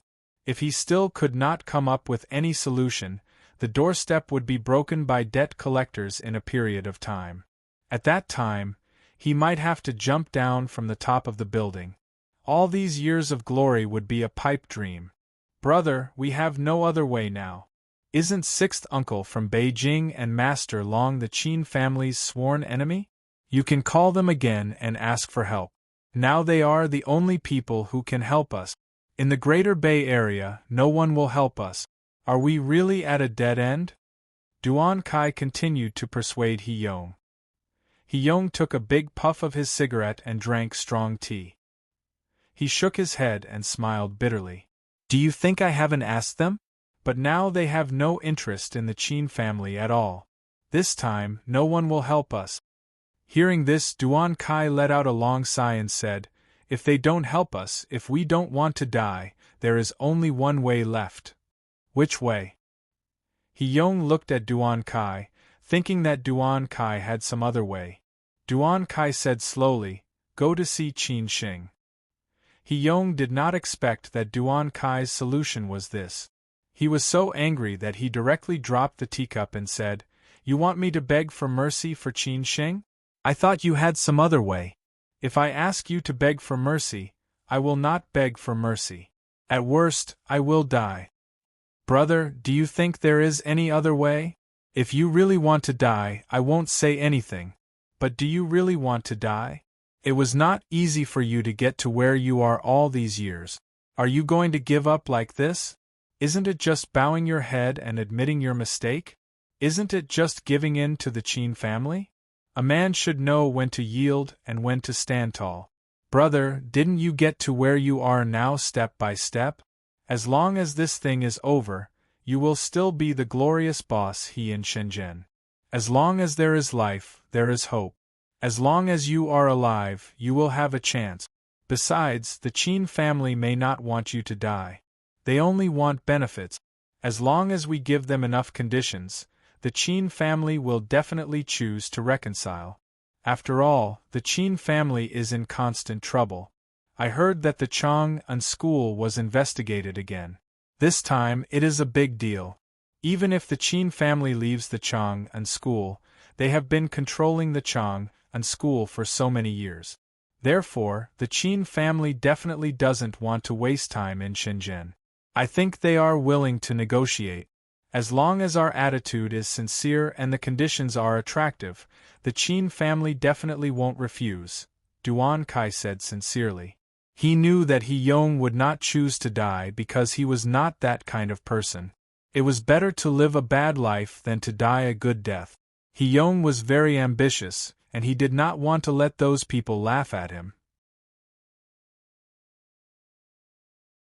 At the same time, Duan Kai also analyzed the current situation of the Qin family. He Yong did not say anything. He stood up and walked to the French window. There were many ships coming and going on the boundless sea. On the left was the prosperous Shenzhen Bay. There were tall buildings and landmark buildings everywhere. Was he really willing to die? Of course not. He was such a conceited person. If he really died, others would only laugh at him. Duan Kai could feel that He Yong's defense line was loosening. He continued to say, "Brother, apart from admitting your mistake and losing some benefits, what else can we lose? You are still the same boss Without the threat of the Qin family, you can go further. Sooner or later, you can earn back the benefits that you have lost. But what if you die? Everything you had would be gone. Not only would your wife and children become someone else's wife and children, those few lovers who had always cared for you would definitely fall into someone else's arms. At that time, everyone would only laugh at you and think that you were just a loser. After a while, who would remember that you had once come to this city? Who would remember that you had once been so glorious in this city? No one will remember you. They will only remember those who have been successful all the time. Isn't that right?" He Yong still did not say anything. He was hesitating. He was thinking about whether it was worth it or not. More importantly, he was thinking whether the Qin family would really let him go.